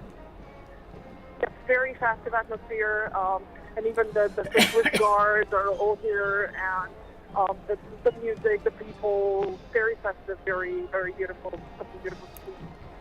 All right, Sister Nina, thanks for giving us that update there, and we look forward to connecting with you there again when possible. We know how it's a little tough with the cell signal there, given all the people communicating live on their cell phones and the networks there being a bit saturated. But thank you. Yeah, and I hope to talk to you soon, and you can still make it, people. If you're somewhere around, if you're somewhere close, you can still make it. So try to get on the square and don't miss this special moment. Wonderful. In time. And if you're watching in direct, don't stay with us and wait for that special moment that's falling. And Sister Nina, by the way, this is your first experience of this type, isn't it? Your first conclave, and yes. So it must be extra special for you. Oh, amazing. You know what? But even seeing that live, it's something so special, and seeing that many people. As we were coming here from the dicastery, from our building, I've actually seen people cry and screaming Habemus Papam, and which was so touching. People running and crying, and you feel that it's like a special moment in the history of the church and of the world. So it's something that it's just once in a lifetime. So I'm really grateful to be here now. Wonderful. All righty, Sister Nina, thank you so much for sharing that with us, and we hope to touch base with you there shortly, okay? Thank you for calling me. All right, in the meantime, good luck getting in the square there. Bye-bye. Thank you, bye-bye. All right. Well, and continuing, as we mentioned before, the atmosphere, but also what we're seeing. You see the bands, Father, as you mentioned, the Italians as well, coming up the stairs that we often saw the Pope Mobile drive up for general audiences. And shortly, we're not sure exactly when, but when the Pope comes out, there's a formula that is said in Latin, and for many of us, we might not have studied Latin in school. I mean, my Latin is quite rusty, so I don't know if maybe, Father, you know a bit more about what it's going to be said, and for those who might not know, what is the formula? What is said? Well, it says the proto-deacon, and it's Cardinal Momberti is the proto-deacon right now, will come out and say, I have an announcement of great joy, and then he says, we have a pope, Habemus Papam. I saw some signs there, and they didn't have the correct conjugation of papa, but that's okay. The fact is, the news is and it's almost universal language now in terms of communicating the fact that we now have a pope. And then after that, he announces the name that he's taken. Yes, in Latin. Yeah. And so I'll tell you a funny story of that too. A friend of mine was in the square when Paul VI was elected, And he was standing. He's from the U.S. He was a student at the North American College, and no, it was when John Paul II was elected, and he was standing next to an Italian woman, and they announced that the Pope was from Polonia, and this Italian woman crossed herself and said, "Grazie a Dio da Bologna." Da Bologna. That guy from Bologna. Yes. She didn't hear Polonia in Italian meaning Poland. No. Yes. Yeah, it's tricky. If you don't know Italian or Latin, it might be a bit confusing. But no, it's extra special, and as you mentioned, I mean, I remember watching with some of my colleagues here at the start of this week some of the compilations from the Habemus Papams that we have video or audio of, which is only in the last, just over 100 years that we have video, and it's been really interesting because whether you know Latin or not, you know that phrase and you know what it means, and so it's a big signal to a new chapter in the church. And I'm thinking that the last announcement was by Cardinal Jean-Louis Touron, whom I worked with a great deal. Oh, wow. And he made that announcement, and it was so good. And he's gone home to heaven, but I'm sure he's now rejoicing once again tonight. That's right. I remember him very well when he announced introduced Pope Francis, and I remember even hearing his name. I was wondering who, and then I looked it up very quickly because as always, it's a surprise. Right. It's a surprise, and you don't know, because we have such a list of people, and as we've said throughout this entire Smoke Watch, that it's the Holy Spirit that guides the decision, and so we don't know till that moment. Here we see a formation of the Italian military bands, Yes. Wow. Guardia Finanza, Carabinieri, and then of course the gendarmes, the Vatican Gendarmerie, their own band, and then we have the Swiss Guards all in position there. We see the usually at a point after the Pope appears, so there'll be a mutual salute of both national anthems Here's and hymns. The retired Papal preacher. Papal preacher, and also then there's Cardinal Raniero canta la messa, looking at his phone there, we see. Technology. And then Capuchin Cardinal there. And also Cardinal Sean from Boston. Exactly. O'Malley. Exactly, Sean O'Malley. Yes, yeah, O'Malley. So here we are. The bands are playing. And we have an introduction here to the Vatican anthem. Oh no, the Italian anthem. Sorry about that. That's true. So the hymns, the songs will be going on until we hear that famous line, Habemus Papam, and we see the Pope come out on the balcony.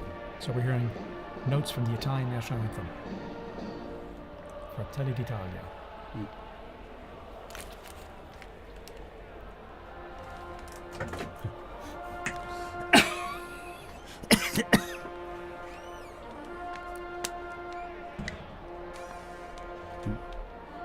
He must.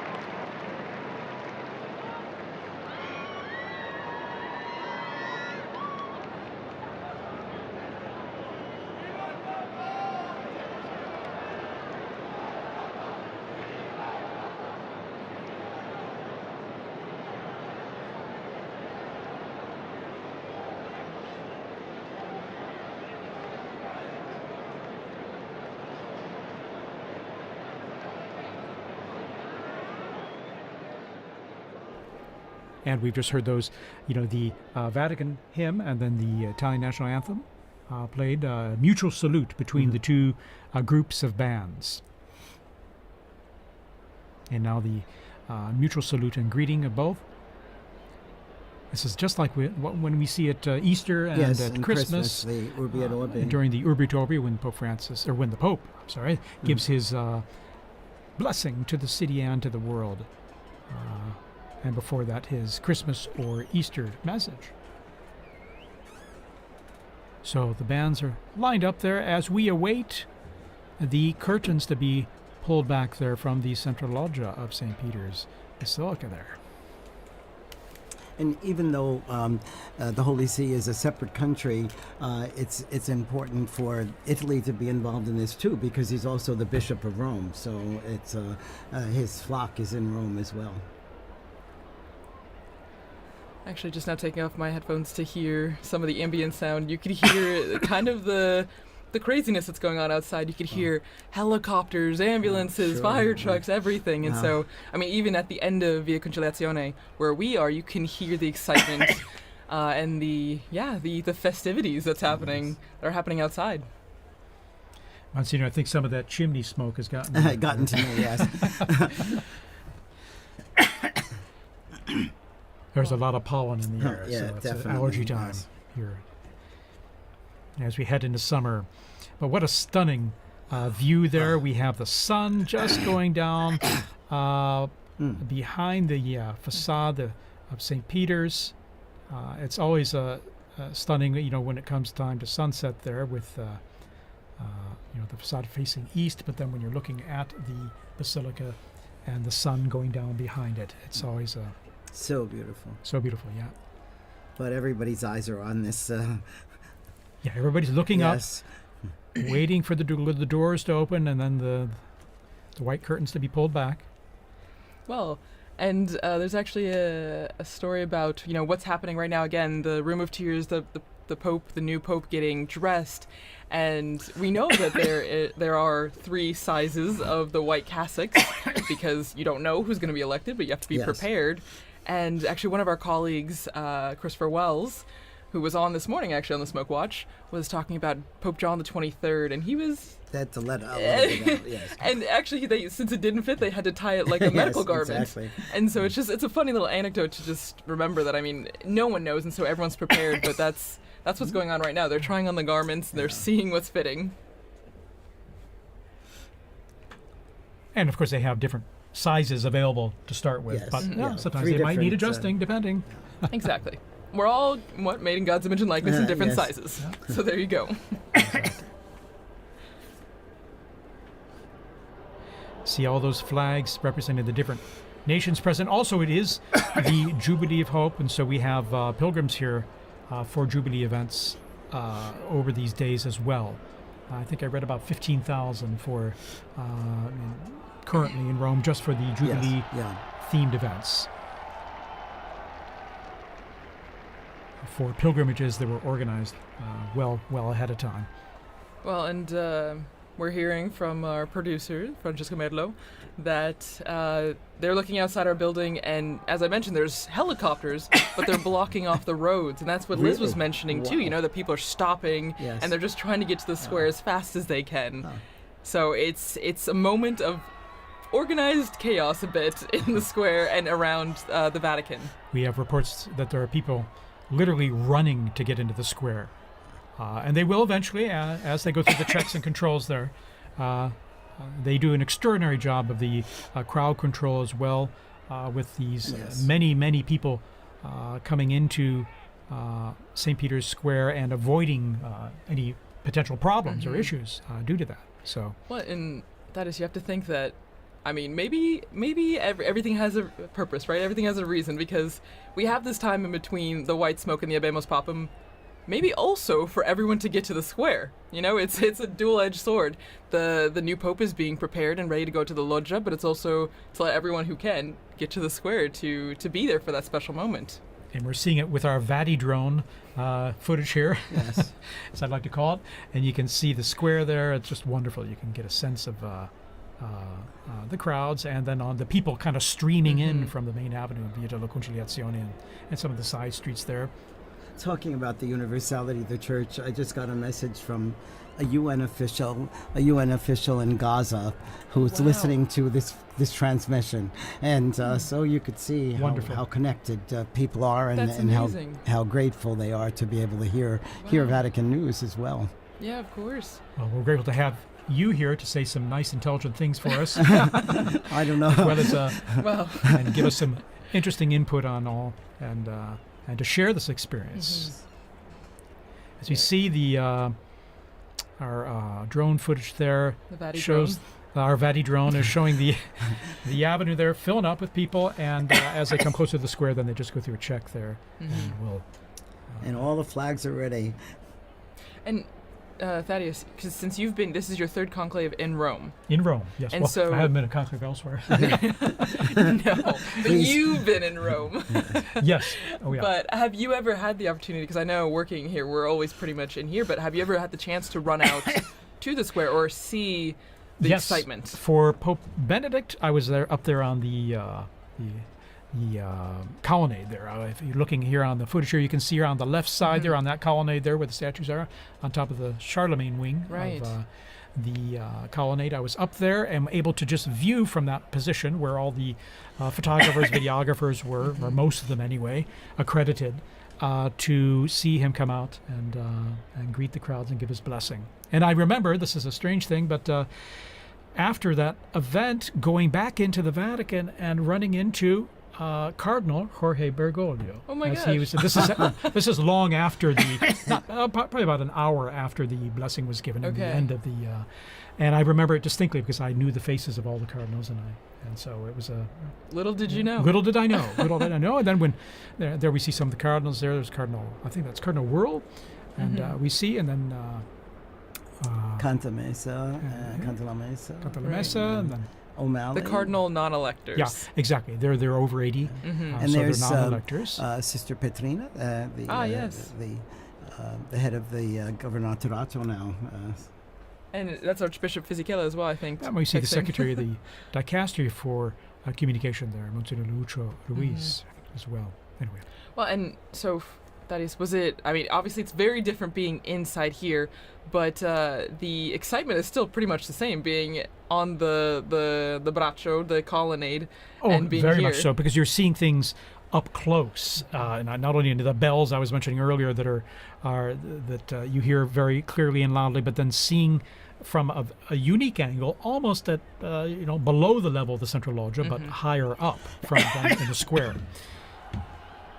In 2013, then I remember I was down the street on the Conciliazione looking out the window at the crowds on Via della Conciliazione, and I could see the central loggia from which Pope Francis appeared then in 2013. So that was my other experience, per se, and a unique one at that. And now here in our studio here, right close to the action there. Exactly. It's a third privileged experience.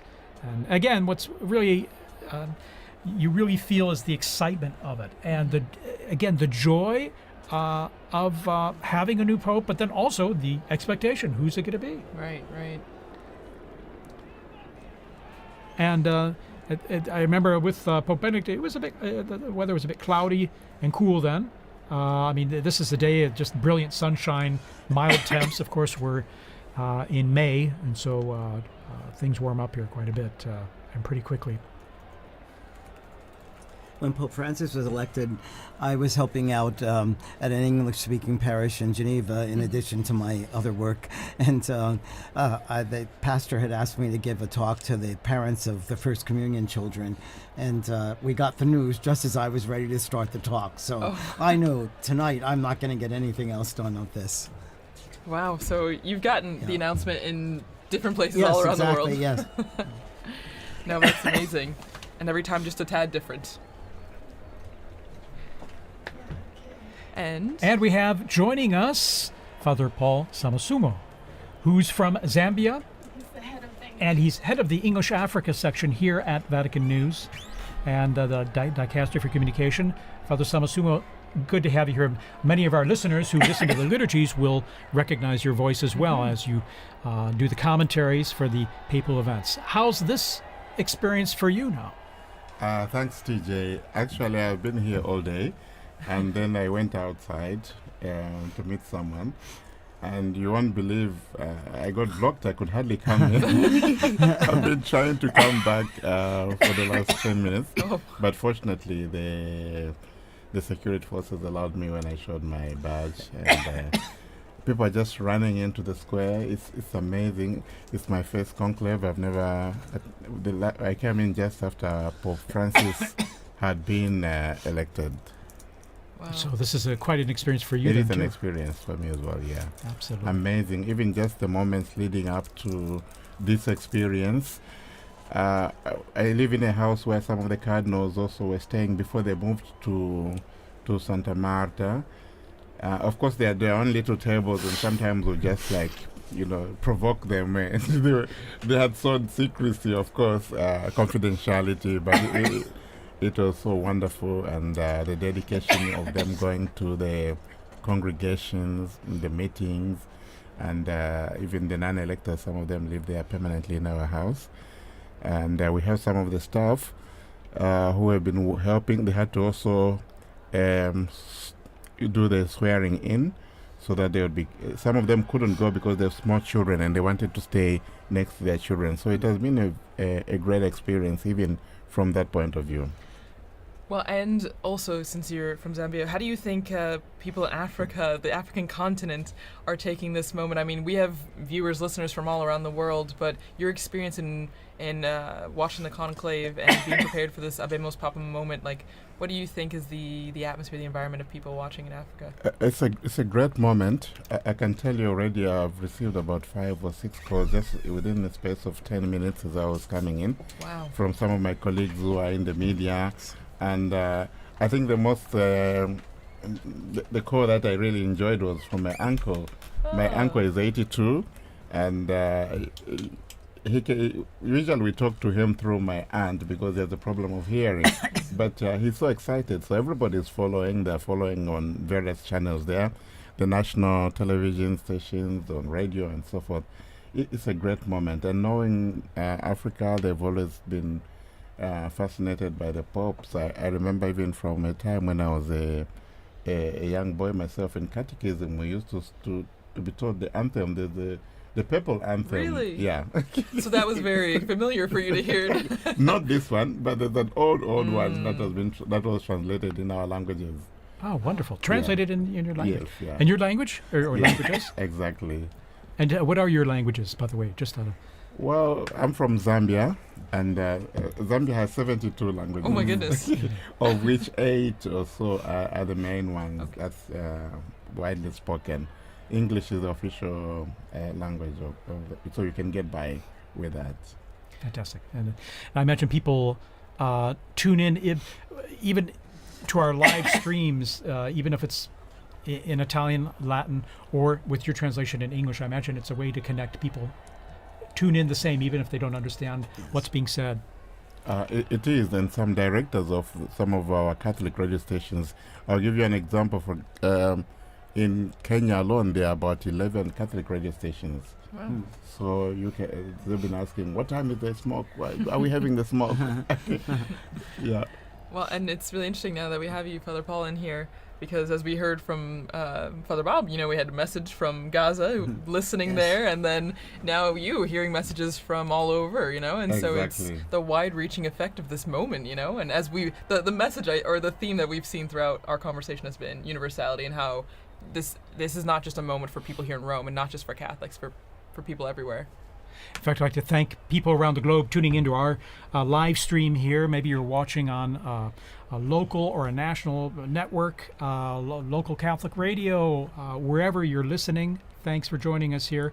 We're going to be providing you with all the information we can as we await this historic moment to find out who the new Pope is. And we'll know pretty soon. It's been about about a half hour or so since the close smoke. to an hour. An hour. An hour? Okay. It was around The 6 time o'clock flies. Rome Okay, time. there you are. It was 6:07 or something. Like So that. any moment now there. And we see the crowds are coming in to the square, still streaming in, slowly but surely. On the sides there, you can see on the right side and then the left side after they've gone through the checks there, and then coming into the square. And they can all see things pretty well because there are these big television screens and good high-res ones too in the square and along the Conciliazione Avenue leading into the square.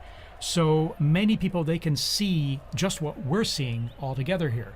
These same images and coverage. Sometimes there's some text message or some subtitling there and info for them, but they can get a good idea of what's happening even if they're not up close, thanks to the the nice new technology we have out there. Well, and I'm sure, as we all talked about before, and Father Paula, you would also, I'm sure, have experience with this, but using like the screens in the square, us doing this commentary, and you have to imagine that social media is blowing up with this moment, you know? Oh, yes. I mean, everyone that's in the square is live streaming, I'm sure, taking videos, taking pictures, and so the news is spreading even faster than it would have 10, 20, 30 years ago. Exactly. Even just here in Rome, just the streets, the cafes. What I found interesting is, I'm sure you've seen the guys that sell trinkets and stuff. Sure. Some of them are from Senegal, from Bangladesh, and so forth. And when the smoke came out, this guy asked me, "Do we have a pope?" And he said, "Do we have a pope?" I thought most of them are Muslims, but that kind of interest is really very touching, and I found very moving. Right. To be honest, yeah. Absolutely. I have another story on that. When Pope John Paul II died, I told you I was on my way to Gambia, and I had to go through Senegal. So in Dakar, there was this long line that I was waiting to go in through immigration, and the guard pulled me out and said, "The Pope has died." I said, "Yes, I know." So then he said, "You come up to the front," and then he brought me to the official, and he said, "You must have this father go through now because the Pope has died." And then he told me that he had a chapelet, a rosary from John Paul II, because he was part of the police when John Paul II visited Dakar. Next morning, 5 o'clock, I'm back in the line because I have to then fly to Gambia. And again, he came, pulled me out of the line, got me through, is everything okay with you? It was really amazing. But you see, again, what the Pope means to so many people. And he told me he was Muslim, but, he was important religious leader. Right, of course. Again, I'm sure people around the world now are just tuning in, dropping in and out of this broadcast and other broadcasts to see what we're all waiting for with anticipation of who the new Pope is. And that should be very soon now. And we'll know, of course, not only from the video we have here, but then when the crowds let us know with their cheers and applause. And it will be we'll all be trying to give you immediately the name of the cardinal, which has now become the Pope. And as I believe, TJ, you mentioned earlier, or no, Father Bob, you mentioned, it will be in Latin. And so we'll all be brushing up on our Latin in between, now and then, so that's we will have the name correctly. And then we'll also get to hear the name that the new Pope chooses. Yes. To be I his think new... the name is always also interesting because it kind of gives this vision of what he wants to do with the papacy. Probably not what he wants to do, but what he, what inspires him. And Father had an anecdote there. I also have one. And when Pope Francis chose the name Francis, one of the Jesuits in Zambia told me, "We were so excited because we thought you were chosen Francis Xavier." Yes. And actually, it was the next morning that Francis clarified that this was Francis of Assisi. So. Yeah, it's true, because a lot of people were trying to guess and figure it out. That's right. When he met with journalists, he explained the origin of the name that he took and why. Well, and it's special, like you mentioned, Father Paul, right? So it usually drives an idea of what the focus might be for the pontificate, choosing this special name. And we had mentioned earlier, right, that the person, I think it was Liz that mentioned, the person becomes a new person in that sense. The Pope is a new man because he gets rid of the old name, takes on this new name, and he's no longer just cardinal whoever. He's the Pope of the Universal Church, the Pope that is the symbol of the Catholic Church around the world, not only because, he's known as the Pope, but also because of his white cassock that is widely recognizable. Mm-hmm. We're seeing these camera shots. Those big television screens, people know when they're on camera, and so they have their moment of fame. They're a few seconds of fame, waving and greeting everyone there. So it's always kind of fun too. It brings a little involvement and participation for everyone. And it's good that the authorities, I think they planned this very well. You have screens around the Vatican, so that reduces also the congestion. We have the new square, which has just been redone for the Jubilee year here. So there's another screen there, just outside this building. And people are just sitting out there. They are not rushing to go into the square. So they can see and maybe they even get a better shot from a better view from the screen there. So there are a number of these large screens surrounding the area, and I think it was very good planning on that part. Yeah, wonderful, in fact. And then even just the organization, I'm always impressed with the organization, crowd organization, how people are led into these areas to assure that they can get in. It might take a little time, but then also how everything has come off so well without a hitch.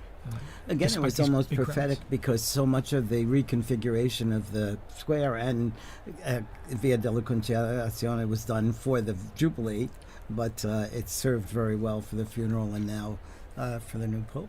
Yeah, the city has done all these Yes. works projects also to help traffic flow well through the area. And here we have, Yes, so it's, it looked like, let's see here, that was Cardinal Schönborn, was it? yes, and then also to Cardinal, who was the head of the Christian Unity. that's right, Yes. okay. And you can hear the helicopters. You Yes. can hear them in the Yeah, square now. yeah.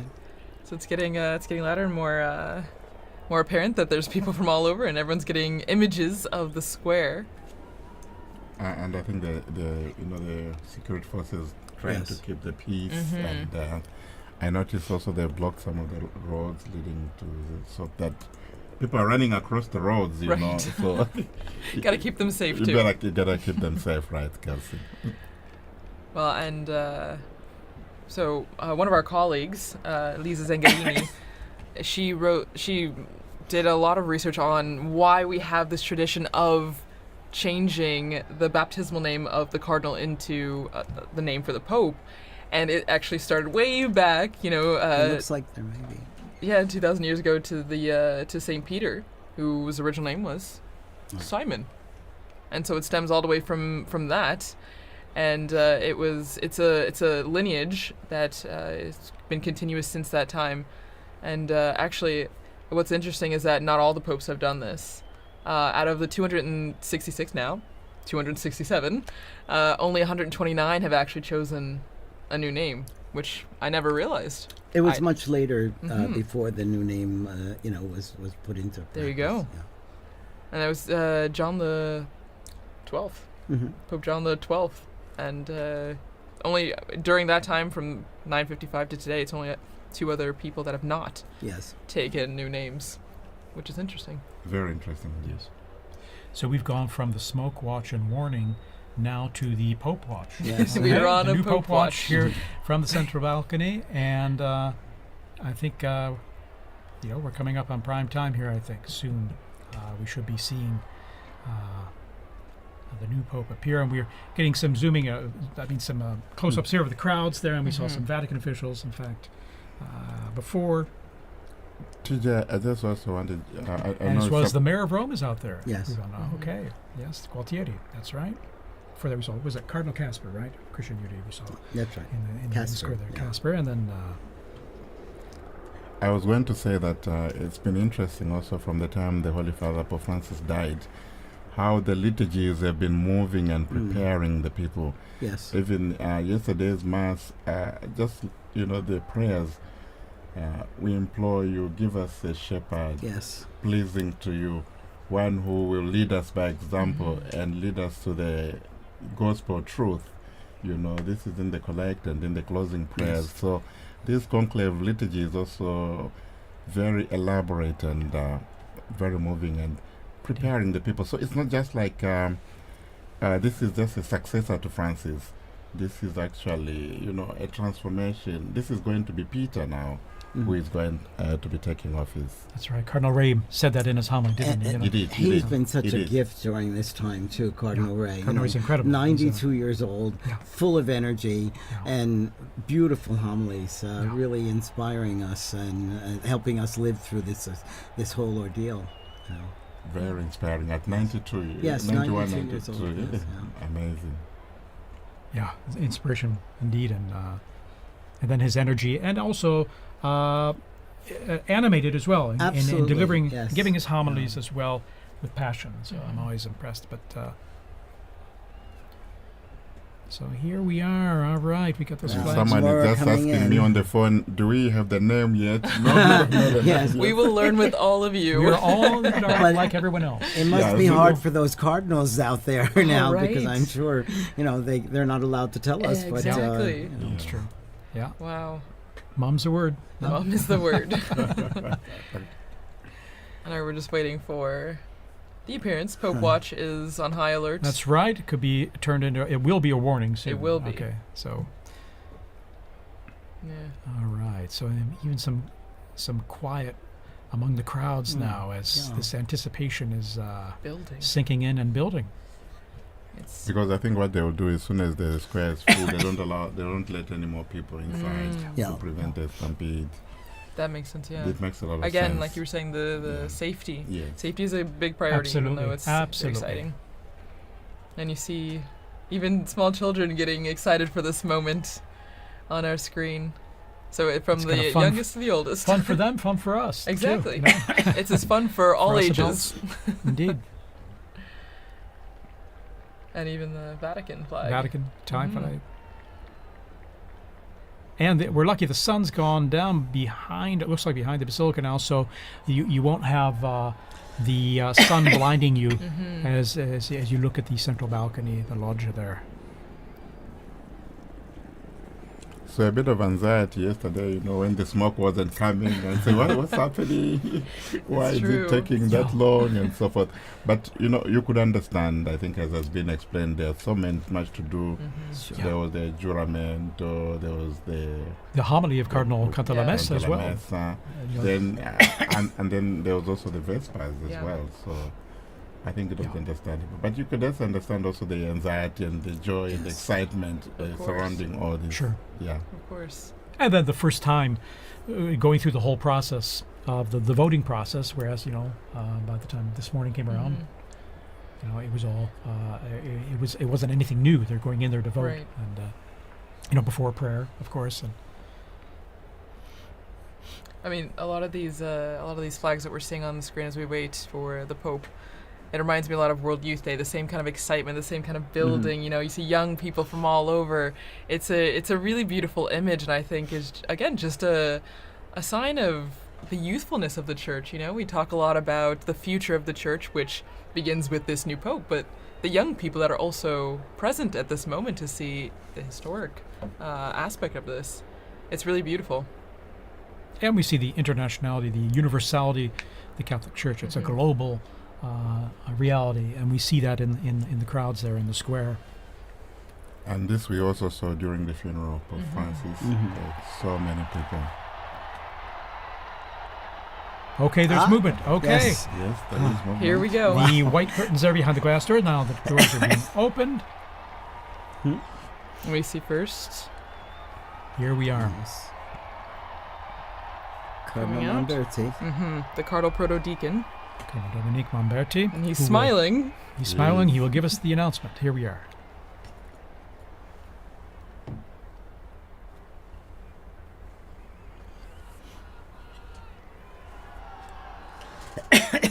Suspense. Annuncio vobis gaudium magnum.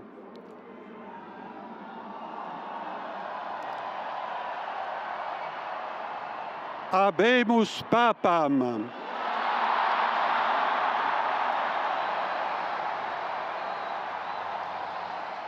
Eminentissimum, ac reverendissimum Dominum, Dominum Robertum Franciscum, Sancte Romane Ecclesiae, Cardinalem Prevost, qui sibi nomen imposuit Leonem 14.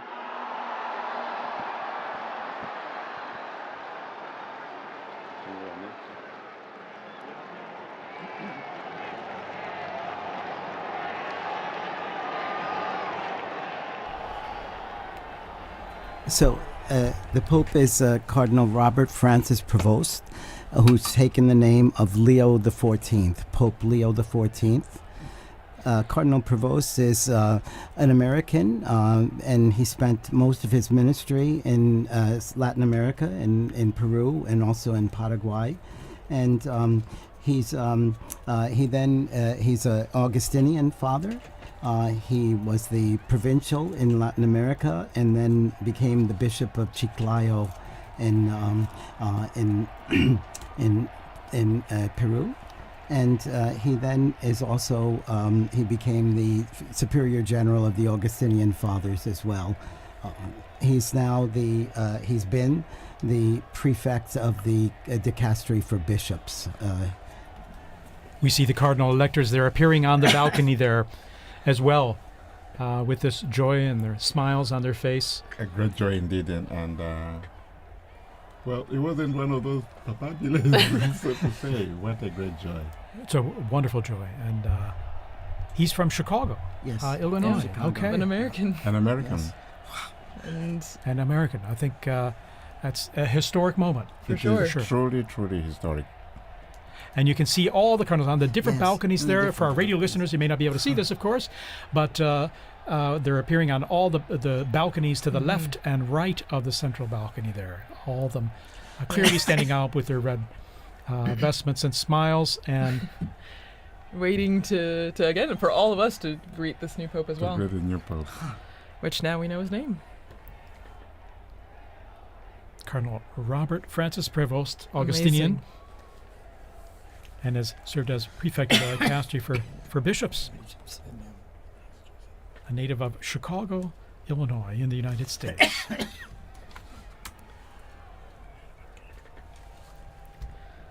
Wow. And so, as we said before, you saw all the flags and everything out in the square, and now all the Americans are holding their flags. Indeed. Yeah. It's a historic moment. Who would have imagined? Too, I'm sure. Yeah. Because he spent most of his ministry in Peru. Yeah, and that's a special thing, So he has a connection with multiple. Experience Exactly. And this, exactly. The continuation of evangelization mission of the church. The priority, yeah. So you can see still they're like little pockets of red where all the cardinals are standing on the balconies. And from our Vati drone footage, and seeing it from above there, it's a unique view, perched above in front of the facade and looking down at them as they're on the balconies there, awaiting now as the new pope, as we mentioned there, Cardinal Robert Francis Prevost. And Pope Leo the 14th. Pope Leo the Leo 14th. The 14th. Yes. And of course, his Leo the 13th was the great social reforming pope for us. He was the great social reformer. Yeah, and he died in 1903, so still fairly recent in the grand scheme of things. Was Pope Leo the one with Rerum Novarum? Yes, exactly. There you go, good memory. From my seminary days. And then his successors wrote other encyclicals every 40 years afterwards. So he started like on a trend. Yes, and it's really one of the constitutions of Catholic social ministry and Catholic probably social I would doctrine. say a pope needed for our times with all the social challenges the world has today. Yes. And he's, relatively young, 69 years old, born on the 14th of September, 1955, as we mentioned, in Chicago, Illinois, and so 69. Well, and Father Paul, as you were just saying, I agree, and maybe Father Bob, you can really stress this point because you work in social community, exactly, integral human development. This is an important aspect of the church. The Catholic Catholic social teaching, I think, is important. Very. And it's often called the untold story of the church, or perhaps the hidden secret of the church, and it has so much, and there's a lot of development. And was one of the needs discussed by the cardinals during their congregations this last week too. So. Exactly. Oh, there we see the there's the American flag. There's the US flag there. People are thrilled about this. Yeah, and there's quite a number of American students. Dr. O'Donnell was here, and he was going to be in the square with his American students. So you can imagine them cheering. Yes, it will be a treat for them, indeed. Yes. I can imagine the scene. The house I live behind is the Basilica of St. Augustine, where we have also the tomb of Saint Monica. Yes. There. Yes. So it must be Beautiful a great day church, for all the Augustinians there. Yes. Yeah, very special day. Yes. Indeed, he. Looking at his biography in going back to more recent history, in 1999, he was elected the provincial prior of the Mother of Good Counsel province in Chicago of the Augustinians, and after 2.5 years, the Ordinary General Chapter elected him Prior General of the Order of the OSAs. Ministry again entrusted to him in 2007 at their Ordinary General Chapter. And reading here, in October 2013, he returned to his province of Chicago to serve as teacher of the professed and provincial vicar. He served as, and then, let's see, his roles there. And 3rd of November 2014, when Pope Francis appointed him apostolic administrator of the Diocese of Chiclayo in Peru, where he served many years, and he was made a bishop there and served there for many years. And then in March 2018, he became second vice president of the Peruvian Episcopal Conference, so working as a missionary there, a missionary bishop as well in Peru. Here we're seeing these beautiful shots of the Vatidrome there, yes. of at the same level almost of those balconies, and all the cardinals kind of crowded in those balconies. And they look like they have the same anticipation that we do. Exactly. Exactly. Any moment now, Pope Leo XIV will be appearing. Pope Leo XIV will be appearing from that balcony. Pope Leo XIV. Looking again at his predecessor, well, the person he took the name from before, Leo the 13th, Pope Leo XIII had the third longest papacy, well, verified papacy that we know of, behind Peter, the apostle, and then John Paul II. So one from way back in church history and one from our very recent history. Long live the Pope. Exactly. No, and even on the screens now you can see a lot of people climbing up on the what are they? The lampposts in St. Peter's Square. Anything to get a better view. Yes, just trying to get a good view of the new Pope. And there we have the cardinals. These are the cardinal electors, right? Mm-hmm. Right. The ones that helped make this decision. Yes. Which, since we had 133 cardinal electors, then we had to have a majority of 89 cardinal electors to vote for cardinal. I found intriguing the fact that the voting takes place in the Sistine Chapel, where you have the last judgment. Right. So whatever you do, whatever you decide, that's between you and the Lord. Yes. Because the weight of the responsibility is so great. So very fitting, very telling, eh? Right. Well, and before you came in, Father Paul, Dr. Liz Lev was talking about the Pauline Chapel, and that's where the new Pope, now Pope Leo the 14th, when he will walk down this hallway in the chapel, and at the end of the chapel is an image of Peter crucified upside down, but the artist turned his head so that when the new Pope is walking down the hallway, Peter's eyes are following Here him we up. are. There we are. Pope Leo XIV is now Pope appearing, Leo the 14th. coming to the central loggia of the Basilica. Very special moment. Very special moment. And here he is. There he is, And the applause going up, the greeting, the waving, big the smiles. How amazing. How amazing. And Dr. Liz Lev was also talking about the symbolism of the red that he's wearing. You know, it is a sacrificial role, and that is the symbol of the cloth that he's wearing right now. And we see this beautiful close-up view from the side there, at the same level as the loggia. Pope Leo XIV. Pope Leo XIV. Amazing. Smiling. A smiling and Pope, yes. You can see who wouldn't be taken by the moment and I think going through his mind, you know, the weight of this responsibility. Oh, yeah. You can see it on his face. You can see it on his face. Amazing. After this, you're never the same person. No.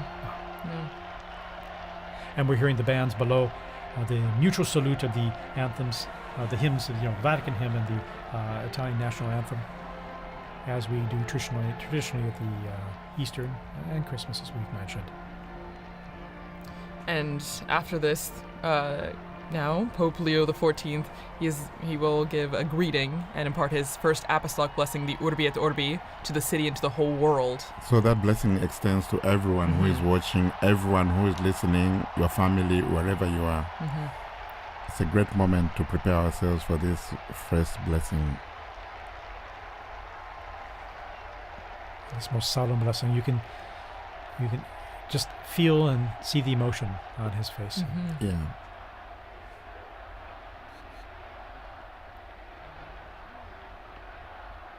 And the crowds that are gathered in St. Peter's Square still arriving, we're being told, from the avenues surrounding the Vatican there, the streets and the...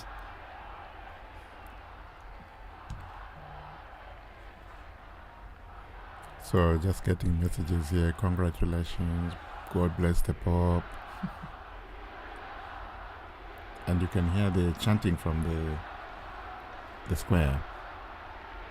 Long live the Pope. Viva el Papa. Viva el Papa. Viva el Papa.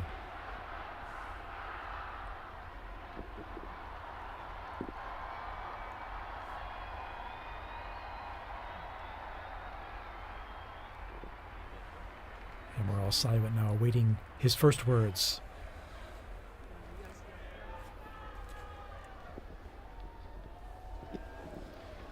La pace sia con tutti voi.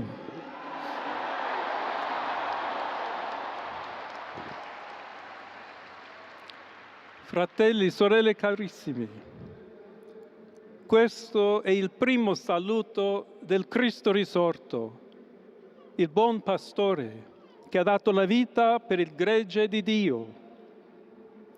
Anch'io vorrei che questo saluto di pace entrasse nel vostro cuore, raggiungesse le vostre famiglie, a tutte le persone, ovunque siano, a tutti i popoli, a tutta la terra.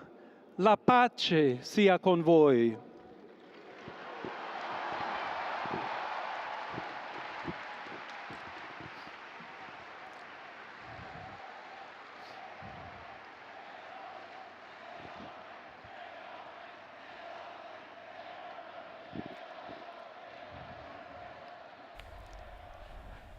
We're just hearing the first words of Pope Leo XIV.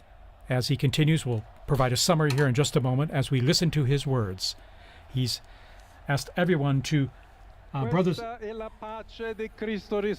this is the peace of the risen Christ, disarmata e una pace disarmante, a peace that umile is e disarming perseverante, and humble and persevering. proviene da Dio, It comes from Dio God, che ci ama a tutti, God who loves all of us incondizionalmente. without any limits and conditions. Ancora conserviamo nei nostri orecchi And quella voce debole ma sempre we still have coraggiosa the di sound in Papa our ears Francesco, of that, the weak che voice of Pope benediva Francis, Roma. who was blessing Rome here. We have that fresh in our minds, in our hearts, in our ears, hearing his voice. Il Papa che benediva Roma, The Pope who was blessing dava la sua Rome, benedizione al mondo giving his blessing intero, to the world quella mattina del giorno di on Pasqua. that morning, on that day of Easter Sunday. Consentitemi di dar seguito a quella stessa benedizione. Allow me to continue Dio that ci vuole same bene. blessing. Dio vi ama tutti. God loves E il everyone. male non prevarrà. Evil will not Siamo prevail. tutti nelle mani di We Dio. are all in the hands of God. Pertanto, senza paura, So without fear, uniti, united, mano nella mano con Dio hand in e tra hand, di noi, with God and among andiamo ourselves, avanti. we go forward. Siamo discepoli di Cristo. We are disciples of Christ. Cristo ci precede. Christ goes before us. Il mondo ha bisogno della sua luce. The world needs his light. L'umanità necessita di Lui come Humanity il ponte needs per him. essere raggiunta da Dio e dal suo amore. But as the bridge between God and his love. Aiutateci anche voi, poi gli uni gli altri a costruire I ponti May we all con il build dialogo, con bridges l'incontro, with dialogue and unendoci encounter, tutti per essere un solo so that we popolo, can all be sempre in pace. one people, all in peace. Grazie a Papa Francesco. Thank you, Pope Francis, for all you've done. We're hearing the first words here of Pope Leo XIV, just elected Pope. Voglio ringraziare anche tutti I confratelli cardinali I'd like to also che thank my hanno brother cardinals scelto me who chose per essere me to successore di be Pietro the successor e of Peter camminare insieme a voi and to come Chiesa walk along unita, with you, cercando sempre la pace, la giustizia, searching all together cercando for peace and sempre justice, lavorare come uomini and e working donne together, fedeli a Gesù Cristo, men and women faithful senza to Christ, paura, without per fear, proclamare to il pro- Vangelo, to proclaim the per gospel, essere missionari. to be missionaries.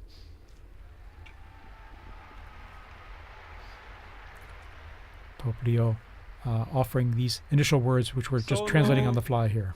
Un figlio di Sant'Agostino, I'm a son of St. Agostiniano, Augustine, and I'm an Augustinian che ha detto: con voi sono cristiano Who e said, per voi vescovo.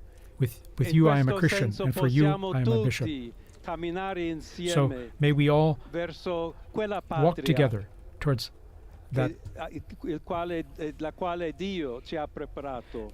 to the place that God has prepared for us. May we walk Alla together, accompany each Chiesa other. To the Church Di Roma, of Rome, un saluto speciale. a special greeting. As Bishop of Rome, of course, a special greeting. Dobbiamo cercare insieme come essere una We've gotta chiesa missionaria. look at how we can together be una a missionary chiesa che church, costruisce I ponti, a church di that builds dialogo, bridges, sempre aperta a ricevere, that come is, questa that is always piazza con open le braccia to aperte, receive a tutti, everyone, tutti coloro just che like hanno in this bisogno square, to receive della everyone, nostra carità, to welcome la nostra everyone, presenza, our il charity, dialogo, l'amore. our dialogue and love. Y se me permiten también una palabra, un saludo. And now, a greeting in Spanish. Please allow me here A to todos aquellos, y en modo particular a mi querida diócesis de Chiclayo en el Perú, So to all of you, but especially to the people of my diocese of Chiclayo in Peru, donde un pueblo fiel ha acompañado a su obispo, ha compartido su fe y ha dado tanto para where we seguir had such faithful siendo people iglesia accompanying fiel de the bishop, Jesucristo. and we had such faithful A people tutti voi, helping the fratelli e bishop. sorelle di Roma, d'Italia, di tutto il mondo, all of you, vogliamo essere the una people of chiesa Rome and of Italy, sinodale, una chiesa che cammina, una chiesa che we need cerca to be a sempre la synodal pace, church, a cerca church that's a sempre la pilgrim, carità, cerca that sempre di shows essere charity vicino always, specialmente a coloro che soffrono. and especially is charitable to those who are suffering. Oggi, Today, il giorno della supplica alla Madonna di Pompei. today is the day of praying to the Nostra Madonna Madre of Maria Pompeii. vuole sempre camminare con noi, stare vicino, Our Blessed Mother Mary aiutarci always con wants la to be sua close to intercessione us. e il suo amore. She always Allora wants vorrei to pregare intercede for insieme a us voi. through her love. Preghiamo insieme So per questa nuova missione, let us pray together però for per this tutta new la mission, Chiesa, per for la pace all of the nel church, mondo. for E peace in the chiediamo world, questa grazia speciale that she di will Maria, help us get nostra give us Madre. a special grace, our Mother. Ave Maria, piena di grazia, Hail Mary, il full of Signore è con grace, te. the Lord is with Tu you. sei benedetta fra le donne, You are blessed e among women, benedetto è il frutto del and tuo blessed seno, is the Gesù. fruit of your womb, Jesus. Santa Maria, Holy Madre Mary, di Dio, Mother of God, prega per noi peccatori, pray for us sinners, adesso e nell'ora della now and at the nostra morte. hour of our death. Amen. Amen. Pope Leo XIV there. Pope Leo XIV, very interesting. A few themes coming out already there from his first piece. talking about peace. Indeed, saying a greeting of peace. May my greeting of peace enter into your hearts and reach your families. All people, wherever you are, all peoples of the entire planet. Right. May peace be with you. God's Okay. peace be with you, he said. And here we see him in his, after having given that opening and beautiful words. Continuing to all. also the message of Pope Francis, where he even said in Spanish and Italian, tutti, Il tutti, tutti, Santo todos. Padre Leone, a tutti I fedeli presenti And so And the Pope, e Holy a Father quelli Pope che Leo, ricevono la to sua all people benedizione and a in mezzo the della square and radio, all della receiving televisione e or delle hearing altre this tecnologie di through new technology, comunicazione, online, everywhere, concede l'indulgenza plenaria offers his, nella forma the stabilita dalla plenary Chiesa. indulgence in the formula established by the Preghiamo Church. Dio We pray Onnipotente to Almighty God perché conservi a lungo that, il Papa that a he guida may della keep the Chiesa Pope e conceda and pace e protect unità him alla Chiesa in and guide the tutto il Church mondo. and the entire world. Now he'll give this most solemn blessing to the entire world, to all of you joining us. to everyone. So we now prepare ourselves to receive this solemn blessing wherever we are, at home, in your car, at work, wherever you are. Sancti Apostoli Petrus et Paulus, de quorum potestate et auctoritate confidimus, So ipsi intercedat pro nobis ad Dominum. the holy apostles Amen. Peter and Paul, Precibus et meritis Beate Mariae semper Virginis, and we Beati also Michaelis to the Arcangeli, Blessed Mary, Beati Ioannis Baptiste, et To Sanctorum Apostolorum Saint Petri et Pauli et Omnium Sanctorum, misereatur vestri omnipotens Deus, et dimissis omnibus peccatis vestris, perducat vos Iesus Christus ad vitam aeternam. Indulgentiam, absolutionem et remissionem omnium peccatorum vestrorum, spatium vere et fructuose penitentiae, cor semper penitens, et emendationem vitae, gratiam et consolationem Sancti Spiritus, et finalem perseverantiam in bonis operibus tribuat vobis omnipotens et misericors Dominus. Amen. Et benedictio Dei omnipotentis, Patris et Filii et Spiritus Sancti descendat super vos et maniat semper.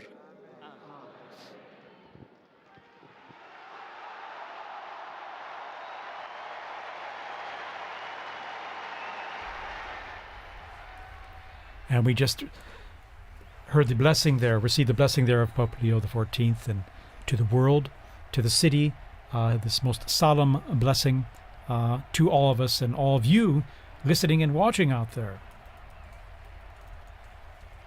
What is interesting, he is smiling, and I found very touching the fact that he made reference to his former diocese in Peru and spoke to them in Spanish.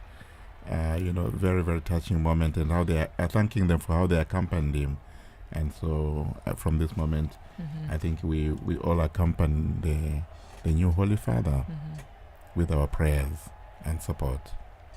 And once again, he asked, just like Pope Francis did before, he asked for continued prayers. You know, this is a heavy task, as we all noted before, and he continues to ask all of us for prayers and also for the intercession of Our Lady on the special feast day.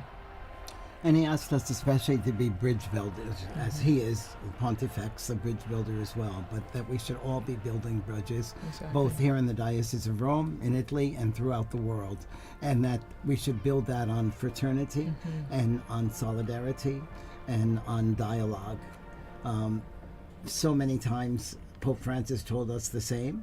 There have been false debates, I think, in leading up to this about unity and diversity and things, but he's made it clear that he's looking for us to be united, but also to be the bridge builders and to bring about peace in the world through our bridge building. We're seeing this stunning footage, or this video of our Vati drone there going close to the balcony and seeing, I think for the first time, unique images like this up close of the new Pope. And there's about 100,000 people we're getting in this square right now who are seeing Pope Leo XIV for the first time. There's Sister Norma Pimentel from the border of Texas and Mexico that Pope Francis, she spoke to him when he was there.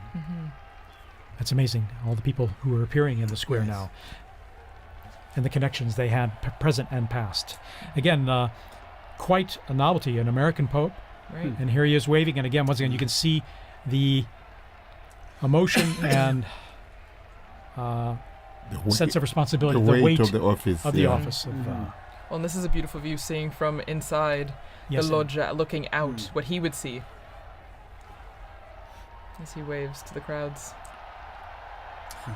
It's a very interesting place there, TJ. I don't know if you remember, we used to do the commentaries from that place. Indeed, commentary positions behind, off to the side of that big hall of blessings, and after those blessings, we would greet the Pope as well, briefly afterward, on Easter or at Christmas. And well, that's our historic moment. The warning is over. We have a new Pope. We have a new Pope.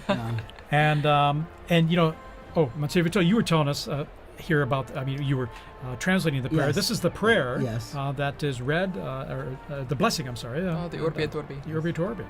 Do you want to Yeah, read why it not? now? Sure. So, may the holy apostles Peter and Paul, in whose power and authority we trust, intercede before the Lord, through the prayers and merits of Blessed Mary ever Virgin, Saint Michael the Archangel, Saint John the Baptist, the holy apostles Peter and Paul, all the saints.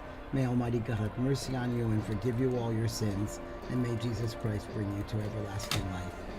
And then he speaks about the indulgence and the absolution and remission of sins, and then he also gives the blessing. I'm not entitled to give the Urbi et Orbi blessing, but we heard it from him. But again, it's the most solemn blessing that he gives and imparts. And again, in his words, he offered greetings of peace to everyone everywhere, and stressed that he wishes to be a builder of peace in his ministry, and to that we can all be part of that in our own efforts and in what we do.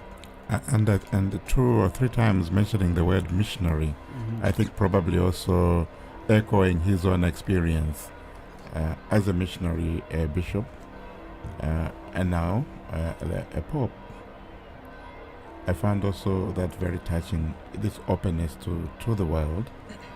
And he's someone who is coming from the outside. He has been in the Korea, and now, so he has both worlds. And this is very interesting and quite assuring, I think, for the church. Well, and he comes from the Americas, you know, so while he is an American by birth, being born in Chicago, he has connections to Peru, and so I think it's a beautiful continuity, you know, between the two, the Americas right there.